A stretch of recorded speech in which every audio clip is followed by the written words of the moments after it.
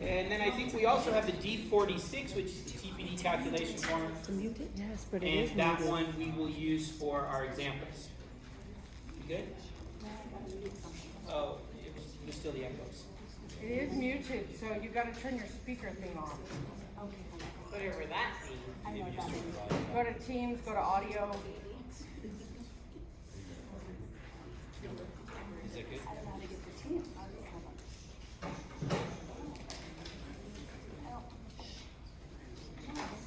So we'll start out then. I'm going to just wing it without the PowerPoint. I can keep going. Which one is it this right here?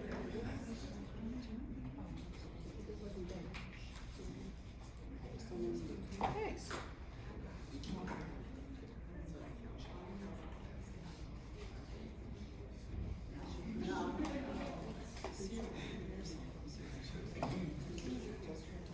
Just keep going.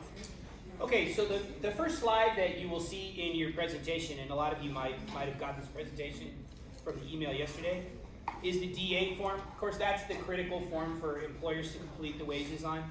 I had some quick recommendations for the D8 form. It's really, for the adjusters and the claims professionals out there, it's really helpful if you can work with your employers so they can understand the importance of the D8. And Make sure they use the right form. right. And the important thing on the D8, I think, is that they complete all of the fields. Because so often we get D8s and they'll have maybe some wage information, but that's it. Because there's a bunch of information at the top, and in the first calculation class, we literally went through it field by field. Just don't have time to do that. So if you're trying to get to sleep one night, just pull out a D8 and go ahead and start reading through that and look at all the different information. I'm sure that that will keep you awake for hours. It's just like a TikTok video, but slower. Michael, Yes?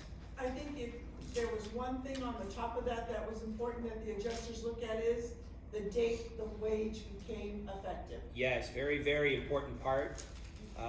If you look at the top, well, you won't be able to see it on this one, but you have a D8 there. There's a place where you can look at the date the wage became effective. It's especially important when you're doing year-long calculations because a lot of people will have a change in their rate of pay during that year, and you need to be aware of when that happened because you're, by NAC, really only supposed to use information from their date that they get their pay increase. They're saying that's an old version of the D8. It is. Oh, is it? I Yeah, it is. apologize. It is.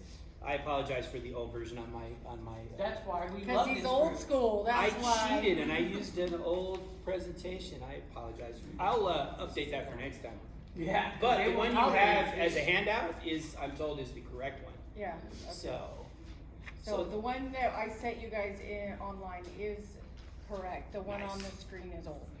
calculation cal and quality wage was are a little old. They need to update. That's all it is. All right. So going to skip ahead. I've always thought that the most important thing about a wage calculation is that you figure out if you have enough information and what information you need before you waste a bunch of time trying to calculate and fit numbers into calculations that you can't complete because you don't have everything you need. So I always have used and I apologize for my glasses, I can't see. I've always 1902. remember? 1902. Yeah, we used to use these big. So the period of calculation for a wage, this is basically how you're going to use the NAC to figure out what information you need. And so the ones that I have listed up here, we have our standard wage, which is the 84-day, 12-week period. And for that, of course, you need, if your person's paid bi-weekly, you need 6 pay periods. If they're paid weekly, you need 12. That's a pretty standard calculation. You will use 84 days for that one. Now, if your employer throws you semi-monthly pay periods, like for the people that get paid twice a month, then you get somewhere between 89 and 92 days. Those examples are a little bit more fun. And then the 1 year period. Now, one of the recommendations that I will have, it's actually Wally, but we concur with it, is you want to take a look at getting the wage calculated as early as you can in the claim. because everything, of course, that happens in the claim is based on the wage. And I strongly suggest that you do both the 84-day calculation and the 1 year at the beginning of the claim, if at all possible. Because you will need to do them both eventually. And you might as well start with the right one, and that way you don't have to do adjustments later. Now, obviously, you can't always, because you don't always get a year. The one thing about the D8, it's got exactly the number of lines that you need for, 12 weeks? And so the year requires you to do more. I used to tell my employers to make a copy of the D8 without the wages on there, and then they could just use that and use as many as they needed to for each wage. It was very handy. Well, let me interject around Please right do. there. For the D8, from a regulatory perspective, after the 12 weeks, the pay history is fine. But you want to also ensure with the D8 that the employer is completing this entirely. And once you ask them for it, they have 6 days to provide this to the TPA or the insurer. And because this is a monetary benefit, it is finable if it's not completed in its entirety and timely. And with the way that things are going today at DIR, please ensure that this is being taken care of in a timely fashion by your employer. As long as you document that you have that you've asked your employer for this information, that's good. But you want to make sure that they comply within the 6 days to provide this, and making sure everything is completed in its entirety, and making sure the wages are also correct, that they're also provided they're providing wages prior to the date of injury and not after, because even if they provide wages on the D8 after the date of injury, it's still considered incorrect. So it needs to be completed in its entirety. It needs to be completed correctly, and it needs to be completed timely. So I just wanted to note that. Thank you very much. I always say that that's the second challenge for the employer. The first one is filling out the C3 completely, because a lot of people like me with the ADHD, complete is an interesting word. And so always document that you've asked for it, that you've asked for it, that you've asked for it. Because you can't control your employer, you don't want to piss off your employer, they pay your salary, so just document it, and when you get it, you get it. But like Rosalind said, it's 6 days, but be tactful. And make sure it's also signed and dated by the Oh yeah, employer. signed and dated, very important. We also added up here the full period of employment, which is in case the injured worker has not been with their employer 84 days. Because I know that it's extremely rare that someone gets injured within the first, say, 84 days of their employment. But in the event that that happens, you'll definitely want to be aware that we've also got the projection calculation in there. I think the most important thing you can get from this, and again, I'm going at breakneck speed, so if you want some more information on wage calculation, you can lobby and see if we can do another wage calc class at some point, and we'll go a little slower, and you can get it, because I know we're doing a lot. I think the key thing, though, to remember about this is you need to look at the date of hire and then look at the date of injury and figure out how long have they been there, because that's going to govern what calculations you need to do. So if they've been there at least 84 days, you're generally going to have 2 calculations to do. You're going to have the 84-day calculation, and then either a year or their full period of employment if they haven't been there a year. If they've been there between 29 and 83 days, then you're probably going to have 1 calculation to do, because you're going to use their entire period of employment. And if they've been there less than 28 days, they, as I said, will not be getting hurt. But if they do, then you're going to be looking at a projection. And what I find is that people are quite often taking a lot of time trying to find wage information that doesn't exist. It's amazing how your mind works. You're thinking, I need 12 weeks, and then finally you remember to look at data hire and you find out, oh, they've only been there 6. And so then you've wasted all this time. So my strong suggestion is start with data hire and date of injury and figure out how many days you're working with. Probably the most important. moving on quickly. So, okay, sorry, going backwards. This is an example of how we figure the date of employment, or the period of calculation. So I've given an example here. Person was hired on 4/27/23. Date of injury is 8/16/23. This is where my old school comes out, guys, because we used to do this with what do you call those things? 10 key. Adding 10 key adding machines, you know what? Still use Some of you out there do. I know. I can tell by your face. Still use it. So I still use it when I calculate my wages, and so that little circle thing is actually a wage tape, in case you can't recognize it. But so for the numbers that show up there, I'm actually doing that the way you do it on 10 key. Again, if you haven't used a 10 key or a adding machine before, and you're used to calculators, they don't work the same, really, and it'll frustrate you that way too. So basically, when you're doing it on a adding machine, you're going to see you do a 30 plus, and then we do one less than the start date, which in this case our start date was 4/27, so we're doing 30 days in April minus 26, and then we add 31 in May, 30 in June, 31 in July, and 16, and that tells us they've been there for 112 days. Anybody remember from just a few seconds ago how many calculations we're probably going to have to do based on 112 days? Anyone? Bueller. I see some twos out there. I'm sure there was a ton of people typing 2 into the chat at that moment. And those of you that did, you have it correct. So we would do a calculation based on 84 days and then one based on the full period of employment. Based on that example.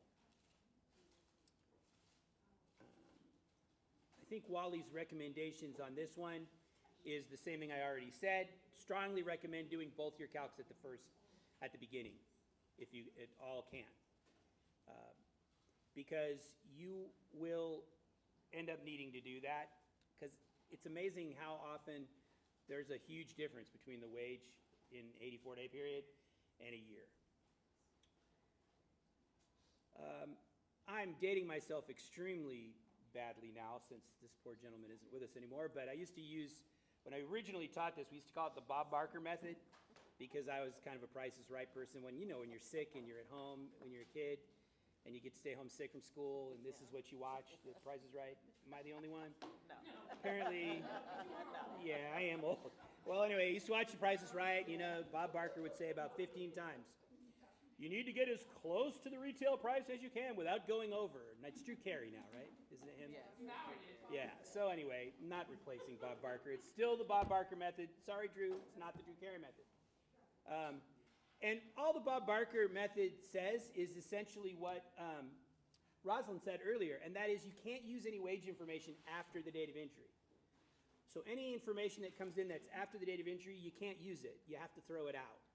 So you will see that a lot. You'll get information on your D8 or payrolls that's from after the date of entry, and again, I see that done quite often. People will throw in a couple periods that go in after the date of entry. So Bob Barker would have said, no, I'm sorry, you've gone over, and you lose your showcase by $4 because you went over. Right, you get that sound? So in this case, it's just you want to find the pay period that comes closest to the date of entry without going over. And it's that pay period that will give you your end date, and then you back up from there. And again, it's tricky.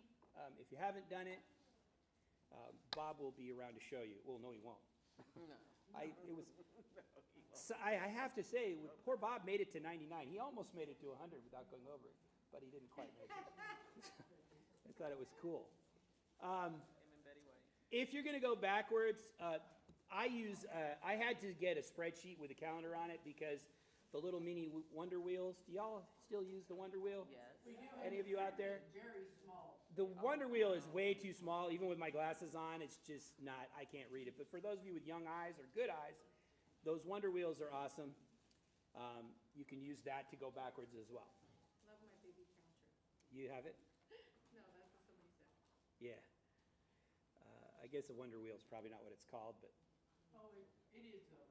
I like Wonder Wheel. I got a discount on my auto insurance because I shared it with my auto people. Really? The other day. Wow, did that work? It's a wonder wheel, I'm telling you. All right, well, would any of you give me a discount on something if I give you a Wonder Wheel? Because I got a bunch of them that I can't read because they're too small. So I got some examples up here. Here, I did 2 of them. For this particular example on the left, for those of you who can see here, and those of you that are online, you can look. That was typical pay periods that we get from a wage calculation. But you'll see the last pay period went past the date of injury, so Bob threw it out. And when it got thrown out, it left us with only 77 days, I believe. And that would mean that we don't have enough information to calculate this wage yet. We need to get another pay period before. And again, if you spend a bunch of time trying to calculate it, you won't get it right because you don't have all the info. So that's what the big X is. Stop, don't proceed. Because you will just frustrate yourself and all the people you're asking questions for. No, it'll just be you. The second one, on the other hand, shows you the correct pay periods, because we have the pay periods that go closest to date of injury without going over, giving us the 84 days we need with the check mark, making it much, much better. Check marks are better than red X's. This is kind of what Sandy brought up a little bit earlier. Some of the really important things to remember: there is changes in rate of pay. If the injured workers had a change in their rate of pay during the pay period, you're only going to, oh my goodness, it's early. I can't talk today. You are only going to use the information from the change in the rate of pay. And you almost take that and make it the new data hire and refigure everything. And so that's something to keep in mind. There are, yes, You ma'am. have a question? I see the hand. If you're an adjuster for a municipality or any kind of government agency, we get raises twice a year. You do that. COLAs and anniversary date. The chances are you're gonna have to look at that rate, that change of rate of pay date, because you're gonna see it more often than not. Yeah, and I noticed that too with a lot of adjusters. They're like, what are you talking about? I never see it, because some employers you see that less, but if you've got, like Sandy says, municipalities or a lot of others, you'll see raises once a year at minimum. COLA, Twice a year for if you? work for the government. COLA, and Twice? raises. And if you work for some companies, you might see raises monthly. Who knows? What? Yeah, I know. I want to know what company that is too. Where's that at? All right, so, and we've also, you can take days out of a period of calculation and not use them if they meet one of the criteria in the NAC. It's listed there. It's also on the D8. Is it on the new one? I'm sure it is. I have to look at the new one now because Wally has let me down on his D8. Yes, it's in the D. Yeah, it is. So you got those. You also want to watch for things like bonuses, commissions, meals, lodgings, tips, unidentified income. If they've got income listed and it's for, You know it's always trouble if I come up. I'm looking I like, know, it's I always feel like trouble. my mom is about to scold me. Sandy just brought up another thing that's important. Know what the person does in general. And that's because obviously you're gonna get clues that are gonna help you with the wage. If they're a construction worker, are they union, are they not union? Are they working on a prevail wage or not? Are they somebody who gets tips? All of that stuff. So know the employers. That's the other piece, is know what the employee does. Okay, that was it. Thanks. That was painless. I thought I was in trouble. No. Usually when Ann is lurking over me, there's trouble. Not today, not today. Yeah. Let's see. So here, this is kind of what I already said. Change your rate of pay.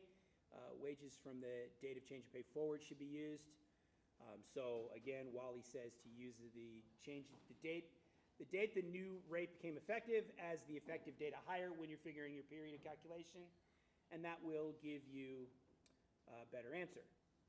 And I think, there are some absences listed at the bottom. Again, this is the old form. I think the new one, It's at the bottom. Okay, yeah, one it's more still thing. at the bottom. One more thing, because I'm sitting at the smart people table, and so the other thing they said was uniforms. If somebody gets uniforms, that's not considered part of their wage, so it's excluded. So if you see on the D8 something, you know, wage allowance, I mean, a uniform allowance, it's not included. But they will have sometimes meals and lodging. Yeah, they'll have meals and lodging and all that stuff, but. Here's the thing that you'll see, and this is an example I can give you from a true life example. We had a wage calculation that came in, and there was meals on it. And it was just listed, you know, it's very small up here. There was meals listed. Well, we missed the meals and calculated the wage and then paid, I don't know, 20 pay periods. The person was on TTD for a long time. So technically, we had 20 incorrect payments.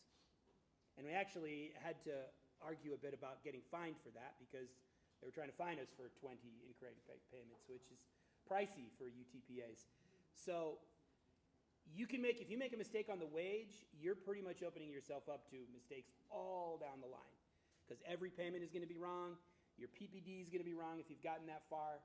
And that's why I always say do the wage early, because there is nothing worse than getting to PPD time after the claim's been open a year or a year and a half and not having the right wage. Because then you're talking about major adjustments, you're talking about a lot of issues. Not to mention what it does to your reserves if your wages are off. So keep that in mind. This is absence reasons are listed on the form as well. So you can see if somebody's got a qualifying absence in there. We talked about bonuses, how you prorate those. This can be tricky if you need to find out when somebody's paid a bonus, what period that covers. Sometimes when you get a bonus, it's once a year, so it covers the whole year. Sometimes bonuses are based on a specific time frame, quarterly bonuses, semi-annual bonuses, longevity bonuses. And then sometimes bonuses are actually masquerading, they're actually commissions, but they're being called a bonus, and then you're in a totally different thing, because that's not really a bonus, it's a commission, and it has to be treated a little bit differently. Wages are so much fun, aren't they? Looking out over there, looking at the faces. They're all It's excited. just like everyone's like, wow, I'm glad I got up early to come to this. This is fun. I don't think you get much more fun than this. Again, I love my only thing I want to bring up on here is I called it unidentified income, or, you know, as we sometimes go, what is that? Because people get paid for some bizarre things. That's all I can say. Uniform is about the least bizarre thing they get paid for that you don't count. But I mean, I've seen people that get paid for craziness. And you need to make sure that you know if there's a line item on the check stub or on the D8 and you don't know what it's for, please don't guess and don't assume. Please find out. Because I used to love the ranch hands were my favorites because there was some really creative stuff that the ranch hands up north got. I got some poultry pay. I saw that once, poultry pay. I don't know what poultry pay was, but it wasn't good. What's that? They pay in pheasants. They pay in pheasants, yeah. Oh, it sounds funny, but you'd be surprised what people get paid in. Side of beef, I mean, you know. Yeah, right? About it, you never know. I like that, a side of beef. All right, so Wally's got a stop sign, and that, of course, is clearly important. And basically what I said there is, please make sure you have all your information that you need for a wage calculation before you spend time. Because again, you can spend a lot of time trying to make 74 go into, or 77 go into 84, or vice versa, and you're driving yourself crazy because you're like, I can't make this wage work. And then you find out it's because you're missing a pay period, and once you have that, now the wage is easy. But a lot of times, Always make sure your wages are checked. a wage buddy, A wage buddy. have You a gotta wage have buddy. one. Especially if it's one that you've been staring at for a while. Oh, yeah. Yeah, wage buddy is really important. Doesn't matter how long you've been calculating these things, you will make mistakes. Well, I do. Yeah, we all do. Sometimes, some people maybe don't. We have one person at our office that I'm not sure does very often, but I've caught her. And then basically, this is from the wage thing. Once you've got everything you need, you're going to do the math and calculate. I believe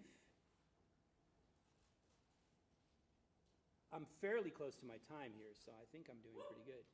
But Chris is taking pictures, of course. I know, I'm worried about her. Go through the numbers anyway, right? Yeah, no, we're not done. Trust me. Yeah, everyone can go. No, we're not done. There's extras that we throw in there. There's things like deemed wages. There's certain jobs, real estate agents used to be, I think they still are, but I might be dating myself. They have wages that are set by the NACs or by statute, so you can just use them without calculating anything. Used to love the deemed wages when they applied. You cannot project piecework. If you're used to piecework, if you're getting paid by the thing or by the piece, you can't project those wages. And just get help. When you get one of those, just run screaming and get help. I'll give you Ann's phone number. She will be happy to help you. They probably already have it. Ann will help you because, yeah. Also, union referrals are a little bit tricky because in the union wages, when you do a union calculation, you're only permitted to use the wages that were from the union job, not from any side jobs that went through there. And it's the way that the NAC was written. So it's kind of tricky. Again, run screaming. If we had lots of time, I would go through it, but that would be our 3 hours because those things take forever. Concurrent wages. Just did those. This is if you have somebody who's working more than one job on the date of injury. So on the date they got hurt, if they were employed by 6 different employers, then you have 6 different calculations to do. 7 really, because you got to do the 6 and then add them together. My best advice to you on concurrent wages is do each one separately and then add the totals.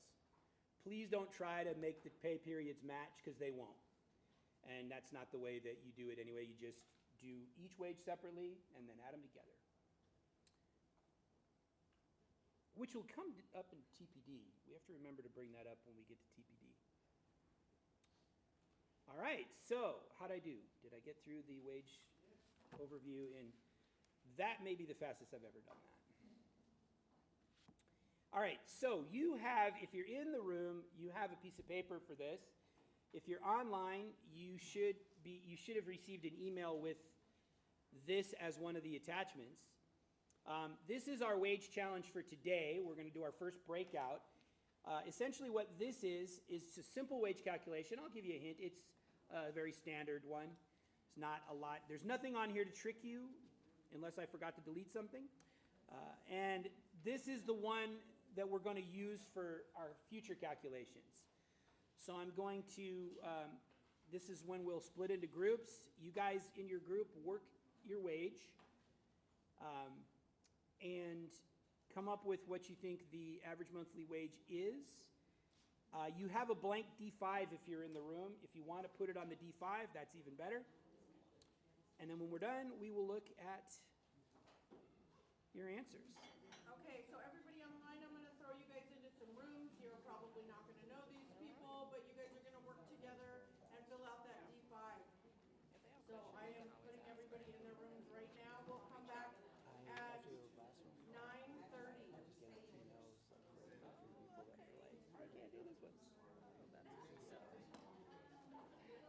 How long did you give them for this? 10 minutes? 10 minutes. Oh, okay, 9:30. That's all you get. That's all you get. You better get to it. I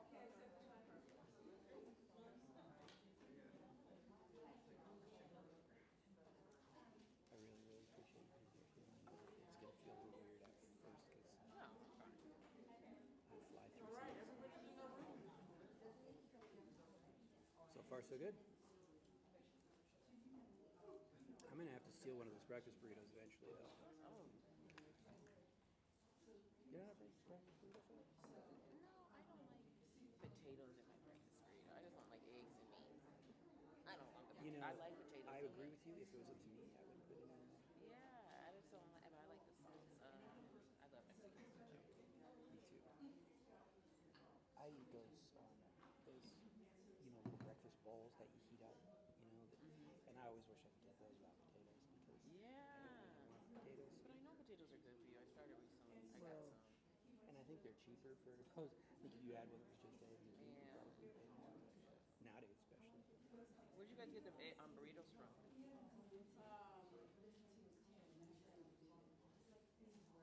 Like Roberto's or something. Okay. So are we still on camera? Like if I go get a breakfast burrito, will I just be on camera eating, and everyone in the world can see me? No, it's okay. Nobody's gonna see you, everybody's in their rooms, I can see you. Oh, video. Oh, go get your stuff, Michael. I'm gonna go get a burrito then.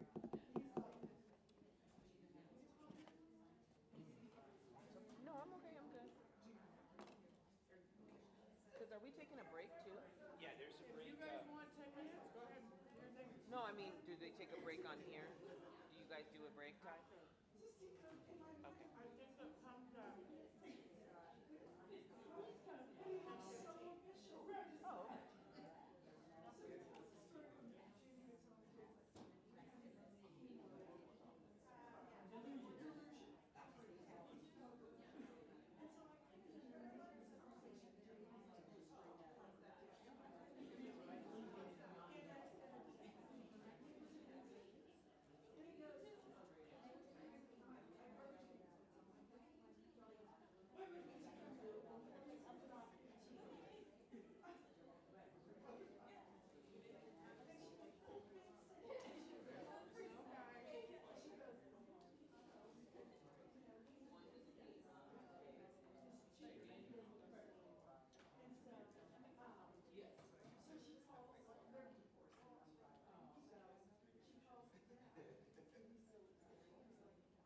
I'll move this so it's not in view. Ah, damn it. Little white. Somebody said we have a selfie. We do. I mean, we do too. I know, but I was like, But I think it's also good to do it, to learn how to do it you manually. really need to know that because if people don't like you, I don't know. That's what the sheet says. It's good though to learn all this stuff. You know, I mean, that's how we learn. Before all of the Excel spreadsheets, we did everything manually.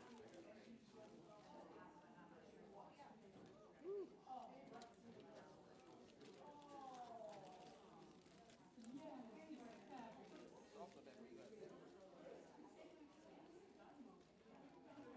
you have a favorite Mexican place that you go to? My new one now is, we just went with Eagle One. What is it called? Oh my god, it was right there off of, you know where Sapphire is? The strip club on Industrial. There's a Mexican restaurant. And what's that Mexican restaurant we went to with Eagle One? Do you remember the Mexican restaurant we went to with Eagle One? Why can't I think? Oh, El Dorado Cantina. I've never been there. You took the address, I show it. Oh, I see. Oh, I that's did hot. send that to you in an email yesterday. The filled out, yes, the filled out, it's called Do that red one top. AMW sample. Okay, I got it.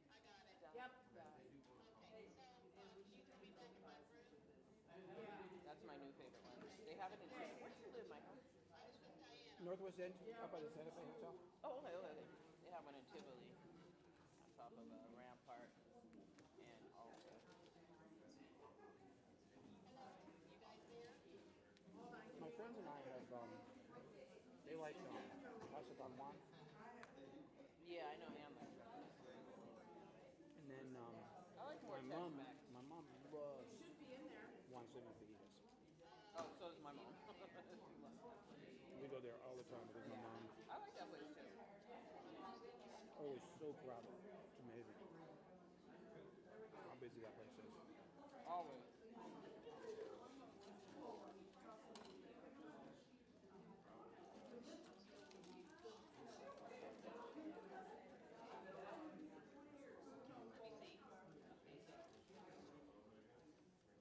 When I was growing up, did you grow up here?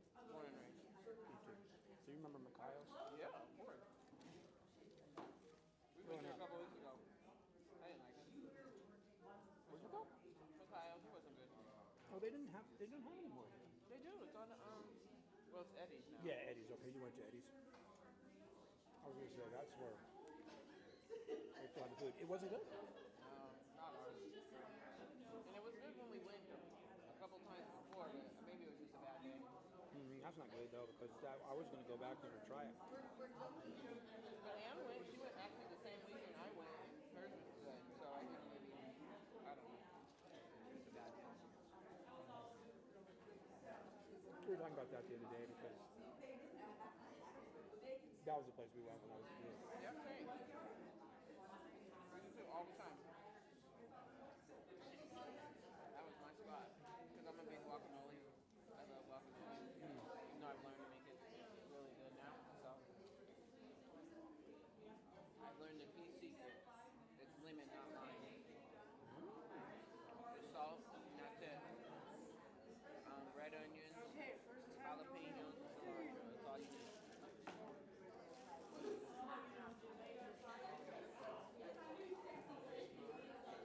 Let me know when we're going back.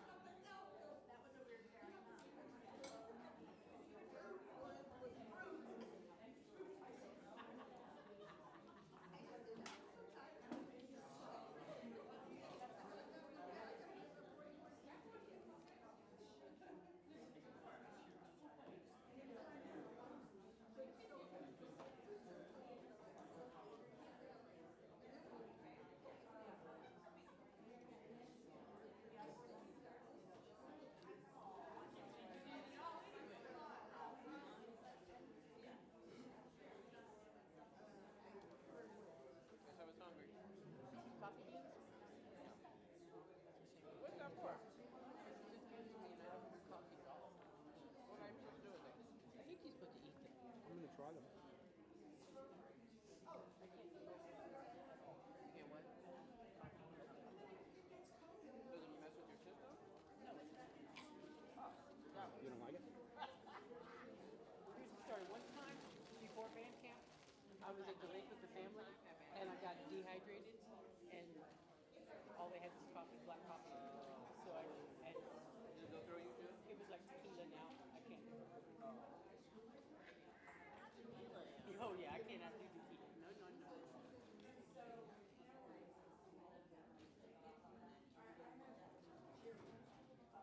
No. No, she wants a microphone. They're not active to this time. So I have to set them up. Oh, who wanted the microphone? Christy? Because we were using these. No, she wants questions for them for questions. Oh. She's like that. I sure appreciate you. Yeah, I like them. Do you? They're good. They're from Dolores. Yeah, in a little tiny bag. And she was sharing them. They were precious, and so I didn't want to say no.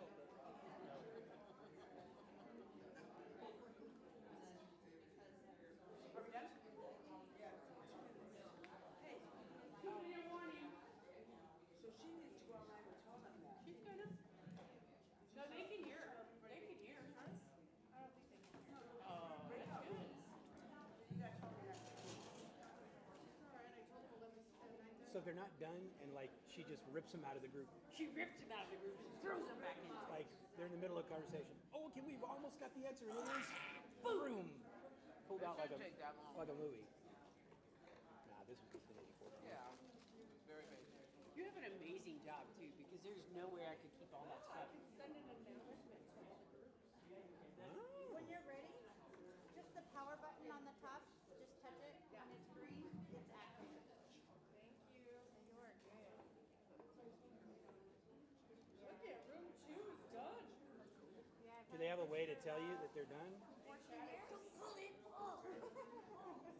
How many rooms do you have? Nobody's problem. How many people are there? Anywhere from 5 to 8 people in it. And I did like, like hire, like 2 hire adjusters. How many people are online? Right now, Oh, it's a secret. Okay. 6 times 8 is 48. Yeah. And we have 8 something. That's a good turnout. Nice turnout. For calculation stuff, which is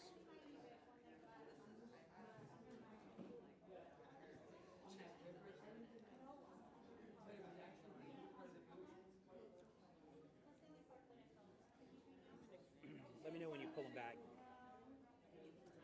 All right, I have, yeah, right? Are you ready? Okay, do you know what the answer is? No, I was waiting on them. Oh, No, I do, oh, okay. but Are you it's a yanking secret. them out of the room? I'm waiting for the room yanking. Is everybody When I back? was listening online to these guys at their event committee, it was crazy talk. I couldn't even understand what they were saying. Right? We're back on. Are we back on? Christy? Everybody's coming right now. Oh, okay. They're all coming back right now. It's all coming back to me. I should probably leave that to Celine. Okay. All right. Well, let me know when you feel that they've all returned, and I shall.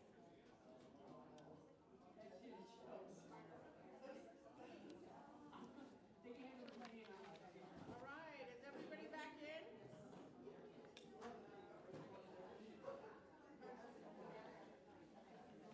Okay, we're gonna start again. Okay, you guys, let's do it. All right. So I have put the answer. This answer is not in the packets we sent out for you to print, or it wasn't supposed to be. If it was, then congratulations on cheating. But if it wasn't, that was it, to see who would admit that they had the answer ahead of time. And nobody passed because nobody said it. Oh, okay. There was at least one Okay, person. wait, we are not, this is not on the screen online. It isn't. Wait, do we wage challenge? Oh, we do have it, sorry. Is it? Yep. Okay, good. Because if you're going to ask me to try to make it go there, I don't think that I'll be able to do that. Can you guys see it on the, online? And they? Okay. All right, so again, it's old school tape. You know, it's funny because I heard somebody over here say, oh, we have a spreadsheet that does this now, and we do too. So it's, you know, you get out of practice because you just stick stuff in the spreadsheet. But I do believe it's important if you are calculating these wages as an adjuster, or that you know how to do it by hand at least once or twice. Because I noticed that when an injury worker calls you and says, hey, I don't understand how this is calculated, and you go, I don't know, it's the spreadsheet. That doesn't usually satisfy them. Don't know why, but I don't know, it's the spreadsheet. Look, I put your stuff in, it said this, that's what you get. That doesn't usually work, so you want to know how to do this. So you'll see that we came up with, this was a standard 84-day period. Again, we would do a year's worth for this person, but for now, we're just going to go with that. We added up the gross, and your average monthly wage should have come up to $1,141.50. Yes. So if you got that, give yourself a round of applause. And I did have to break the news there weren't any prizes. oh yeah, sorry about that. There's raffles at the end. So I'm going to fast forward. This was because I didn't know that this was a D5 completed with that information on it. But I'm going to stop here on the conversion from average monthly wage to daily rate. So I used to get a lot of questions from people. They'd say, well, so when we send out, when we do the average monthly wage, because it's weird when you see your wage down, a lot of times you're like, I thought I made more than that when it's broken down into a month. And I would get that a lot from injured workers when I was adjusting. They would call me and they'd be like, I make more than that. And a lot of times people, yeah, the answer is no, you really don't. You know, I heard a couple people would answer and they would say, well, that's because it's 66 2/3 for work comp. Well, that's not correct, because the average monthly wage that you just calculated is actually what that person makes. That's before the 66 2/3% is applied. And it's really important because people will not understand that all the time. In where the 2/3 comes in, or the 66 2/3%, I'm trying to say that without spitting all over, is in the conversion between the average monthly wage and the daily rate, which is this little bottom part on the D5. Got it up here. I believe this is the blank one.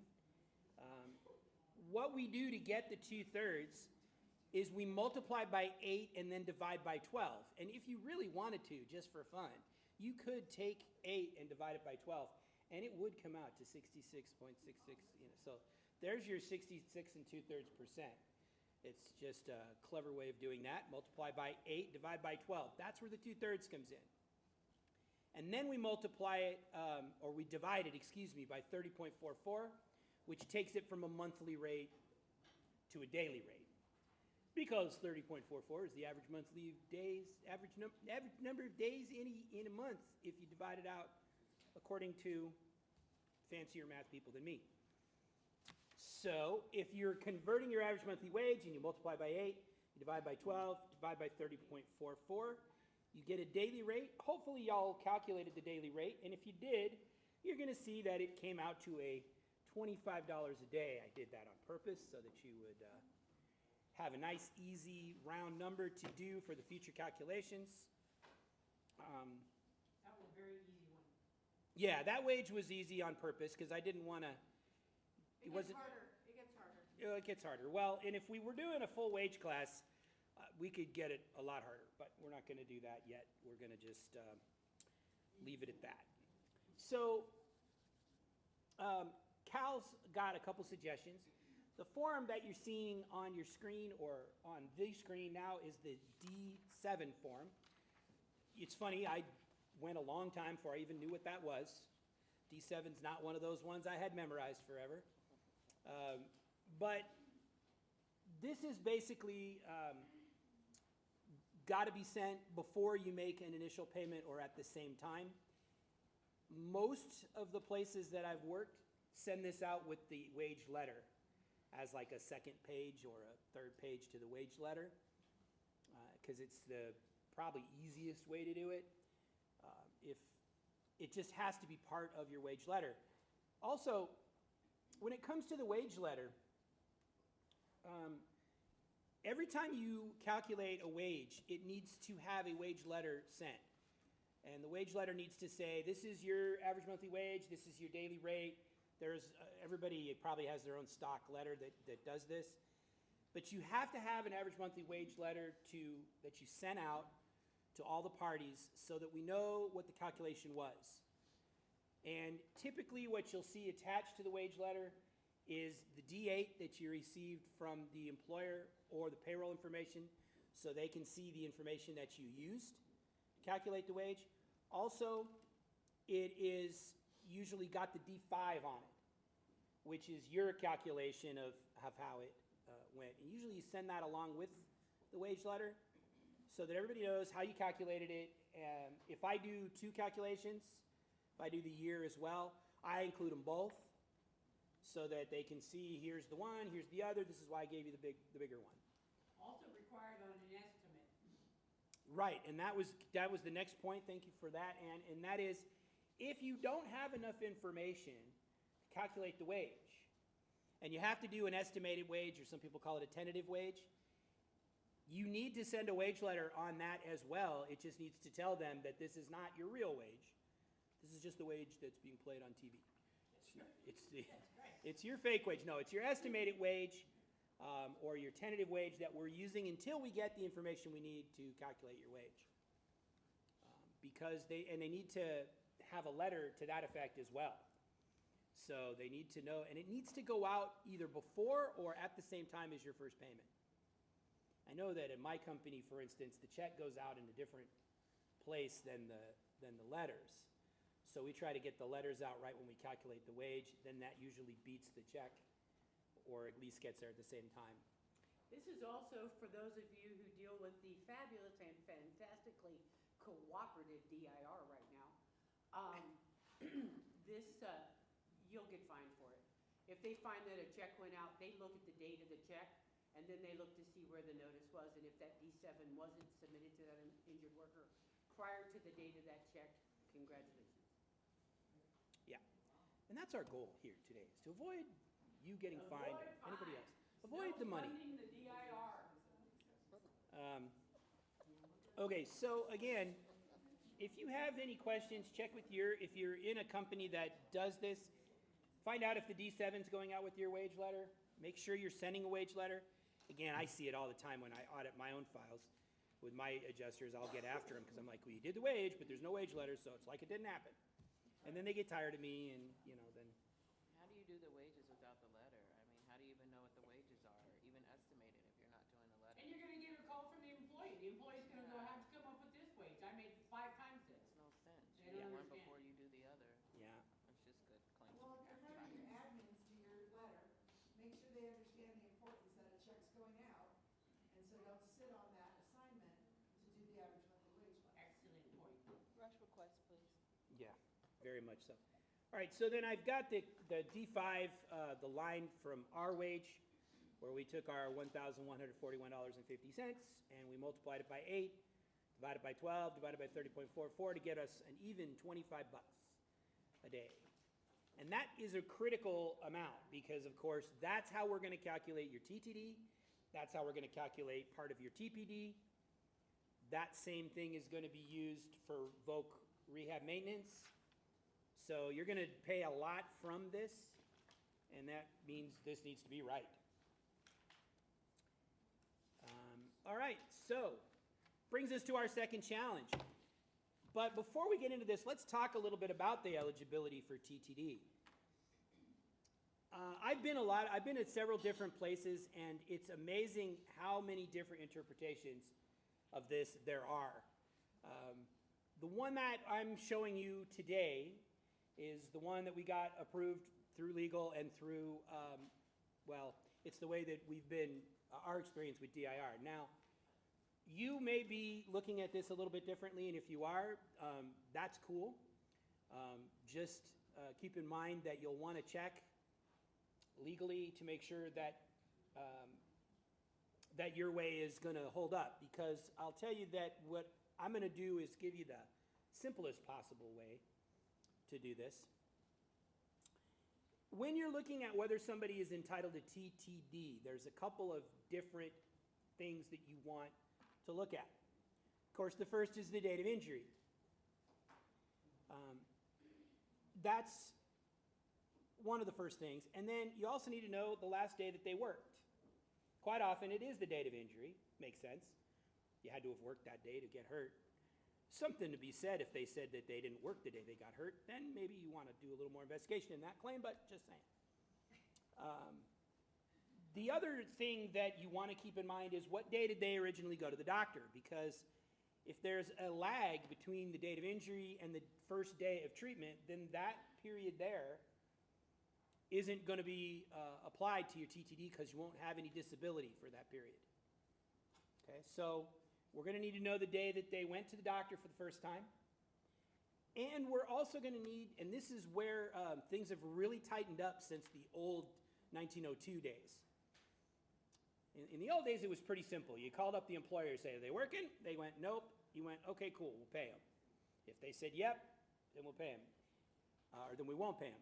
But now we've got this light duty job offer, and it's become very, very, very important that this is issued properly. If you've got somebody with restrictions, and those, well, let me back up.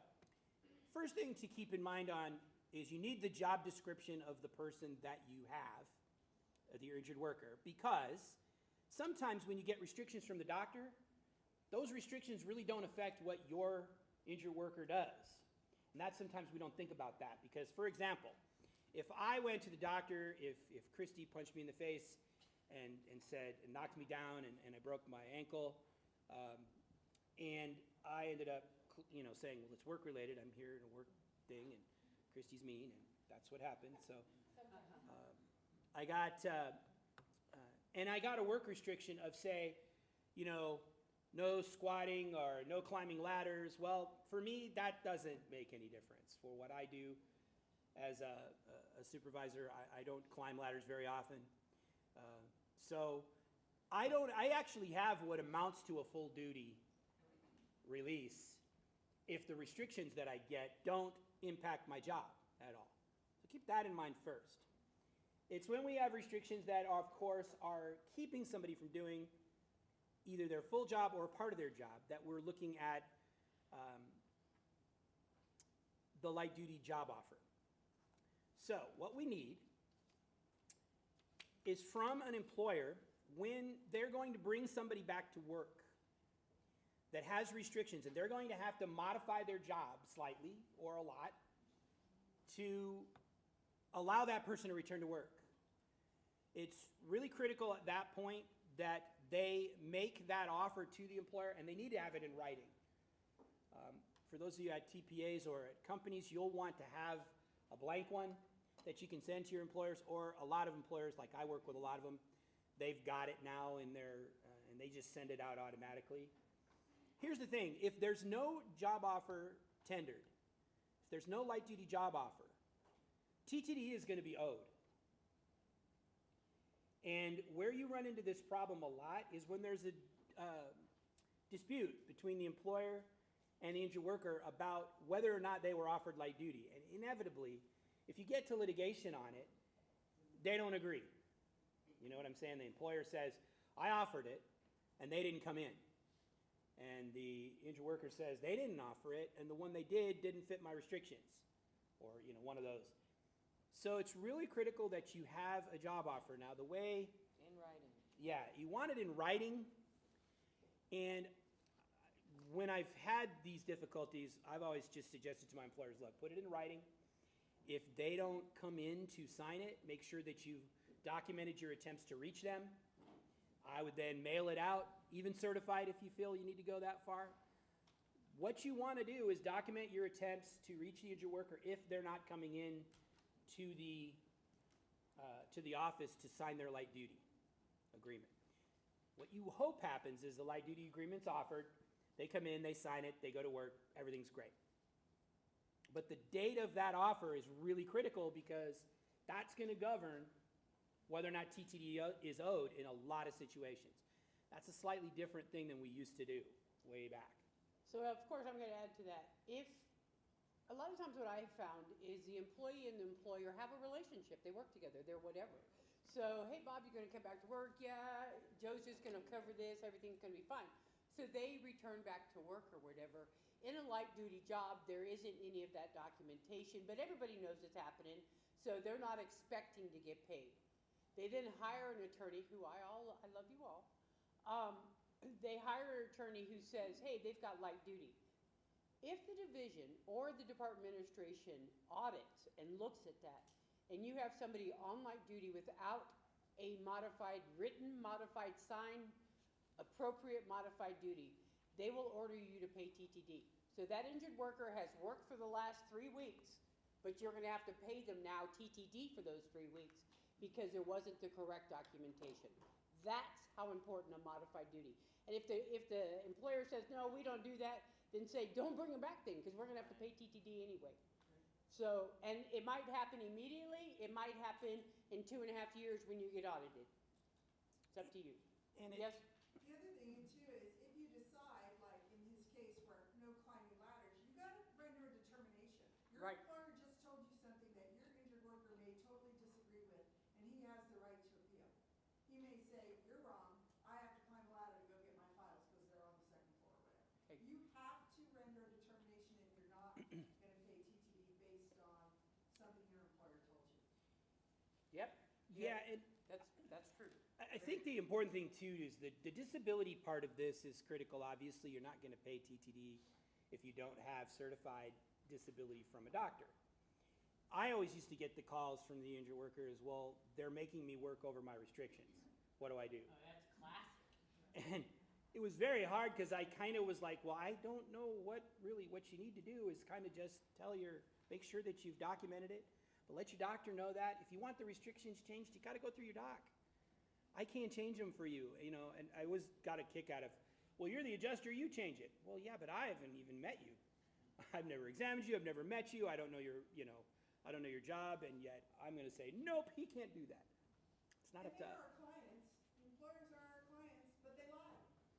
Oh, no, don't say that. You do. I have had so Oh. many employers that will tell you that they're back, or that's not their job, or whatever, and only to go to hearing and look like an idiot And- because my employer lied to me. And So- if any of you have ever had the situation too where you're dealing with a work comp rep or safety rep, and that's different than the supervisor, That's where you sometimes see the disconnect too. Like you say, your work comp rep says, oh, we have light duty.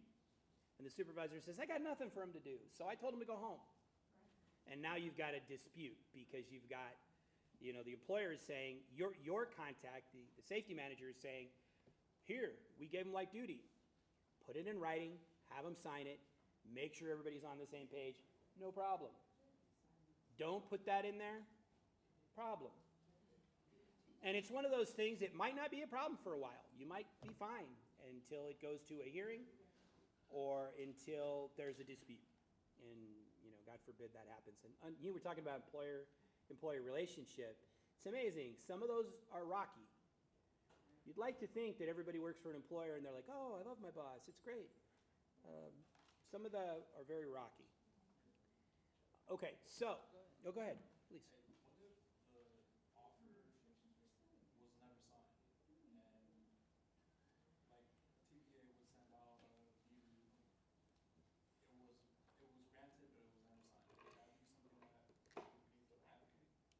I would, if it was me, I would try to, so I would say to the employer, look, if you're bringing them back, have them sign it. It's something you can remedy. Now, if it's not signed, the question is it not signed because they never came back? Yeah, like the question is like they're disputing when it was signed. Oh, okay. That's for those online. It's like Bob Go ahead, Barker. your question. The online can't read it. The question is about the signature on the light duty offer.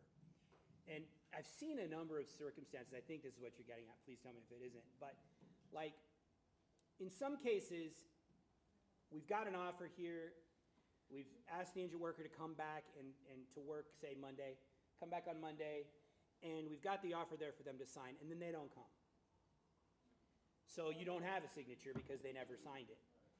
And so then, what I would tell the employer at that point is, look, you need to mail that out, and you need to document your attempts to contact them. Because if, say they don't come back for 2 weeks, and so the signature doesn't happen for 2 weeks, that 2 weeks may be disputed, and if you can show what you did to try and get the injured worker to sign it, you're good. Now, if they did come back, If they don't sign it, then they're eligible for TTD, is what you're saying. no, not if you can necessarily. prove that you offered the light duty. I see. And, It doesn't say that they have to sign it. right, They can it refuse. doesn't. The employer must submit it in writing. Right, exactly. So the signature of itself is more, CYA. yeah, that's exactly right. It's more of a CYA than it is a legal requirement, because what you don't want, even though technically they don't have to sign it, what you don't want is that situation where they say, I never got that. I didn't get that. And in some cases, I had one time where the injured worker didn't want to work the light duty, so they didn't go in, and they didn't answer their phone for their employer. So they just like went incognito, and Happens a lot. there was no, so the job offer was in writing. Then later, they ended up going to hearing and saying exactly that. I never got that. They never offered me that. I never saw that. Well, they technically weren't lying, because you're right, they never saw it. In that case, the employer had basically couldn't prove that they'd ever called, couldn't prove that they'd ever sent it in writing. They just had it In file, at work. at work, and they said, well, of course it's not signed, and he never saw it because he never came in. And we called him to tell him to come in, and then he said, well, did you speak with him? No, we left messages. That's not going to work in a hearing. So online, Kathy Hurt said, I usually direct the employer to send certified and regular mail if the employee goes MIA. That's what I suggest as well. That's a great suggestion. Or Yeah, email, now we all text everything, so text it too. The more proof that you have that there was attempts made is going to influence the hearing that you end up having. Because that's really what it's going to come down to, is when they fight about it, who's got more documentation. And the reality is, the way the court system is set up or interpreted, it's pro-employee. Right. So if the employee comes in and says, woe is me, they get everything. So you just have to really make sure, and the other part of that, as an administrator, as an employer, you need to be able to say, hey, I talked to him. If you're an adjuster and you're paying TTD, you need to be talking to that person all the time. So a lot of times I'll say to my adjusters, are they missing work? Well, I don't know, the employer hasn't told me. What did the employee say? Because that's the person who knows most is the employee, if they're working or not. The employers are iffy sometimes, everybody else is iffy. The employee knows where they are. So make sure you're calling and asking. Yeah, and you know, rarely have I ever seen one where where somebody is, where you literally have them arguing about whether somebody's working or not. It's mostly when they're not, whether they were supposed to be. Did I answer your question? Did that? 100%. Okay, good. Because sometimes I don't. People ask me what time it is, and I tell them how to build a watch, and never get to the actual time. Been famous for that. Okay, cool. So the first example that I have up here, we have an injured worker. This is the nerd in me comes out because it's Jin Jarin. If you know who that is, then congratulations, you're a nerd like me. Our injured worker was injured on the 10th. That was his last day of work. The C4, he went to the doctor 2 days later on the 12th. We accepted the claim on the 17th. Wait, just real quick, for those online, this slide will probably go away. So my suggestion would be to write some of these things down so that you have them, so that when we break out into group, you guys can calculate using your wages from the previous one. And if you have the presentation that you emailed, this is in there. Yes, I did email it and it's there, but just in case. Page 9. And the question that I've got below in blue are, do we owe TTD to this person based on this? We're going to assume for this example that we do have disability information from the C4 on the 12th. When would the first TTD payment be due at the latest? What dates of TTD would be owed based on this? And how much would we owe? That's why I gave you a nice little $25 daily rate. Please use the daily rate of the injured worker that you calculated, which is 25 bucks. Oh, I also should mention, for those of you that maybe didn't see it, the light duty job offer was given on 2/19 with a note to begin on 2/20. All right, are we ready to go into groups? Any questions before we go into groups? Any questions? Are we going to the group over that TTD challenge? That one right there. Yeah. Oh, come on, that was easy. Okay. That's the whole point. But it gets harder, there's 4 of them. Okay, let's just see. All right, 10 minutes, you guys ready? We might not need 10 minutes. If you guys get done, please let us know. We'll come back early. Yep. Because, yeah, this one's easy. Supposedly. Can they hear us? I don't know. Yeah, give me 1 second. Yes, they can still hear. I'm assigning a couple of others to the room real quick. Yeah, wait till we come back. So that... All right, guys, we're off into No, rooms. to you. 10 minutes. So 10. this is me. I have to point this out. It's 14 days after receipt of the initial certificate. Okay, so there's a difference. Well, this is what they're telling me. In the old days, I'm going to bring this up. Okay. In the old days, and the reason that was put into place They all go into their little was room. that if you had to do it before you so for instance, if you got disability on your D4, or excuse me, C4, it sped up your compensability Right, because you only had 15 days. Right. What they're arguing is that it's from there's no eligibility until the claim is compensable. Right. So Okay. they're using It's one or the other. Okay. or which one is later? Okay. That's which one is later? Yeah. Okay. Well, which one is? Okay, so like, yeah. You can receive it on that date, but you may not accept it. You may use the 30 days to accept So it. if you accept it 30 days later, you then have 14 days from that. Right. Right. Okay. That's what they're using now, which is not, by the way, what the point of the law was. When they passed that, because I was here when I was in this when they passed that. When they passed that, their entire purpose was to make us pay within the first 14 days so the injured workers not sitting there. Right. Right. And that's become Because I had to argue with Ann because Katie was over here crying about TTD that I owed for the county because we got, because he was off as of 36. Well, we didn't get notification until 317. And so that's the other thing. The second part of that is when you get the disability information. Right. So maybe we accepted the claim 30 days later, but we didn't get the disability Right. information for another month. Right. We have 14 days from that. Right. Okay. So Okay. it's just a matter of when the clock starts. Right. In the olden days, say you had a claim the injury was 210, but you didn't accept it until 3-1. Right. You would be late on the TTD if they were losing time from work. Right. So if you got a C4 with disability information, you would you'd be late and you'd get fined. Right. Now I'm told that now that's not the case. We had a big Nicole and I had a big disagreement about it, and we got legal involved. And they said this is the way they're doing it. I hope so because things are so eerie and different with AIR. They are. You know, that's the only thing. You know, but I think it's a good argument. We'll qualify it by saying that this is always open to review interpretation. Yeah. Speak to your legal counsel. But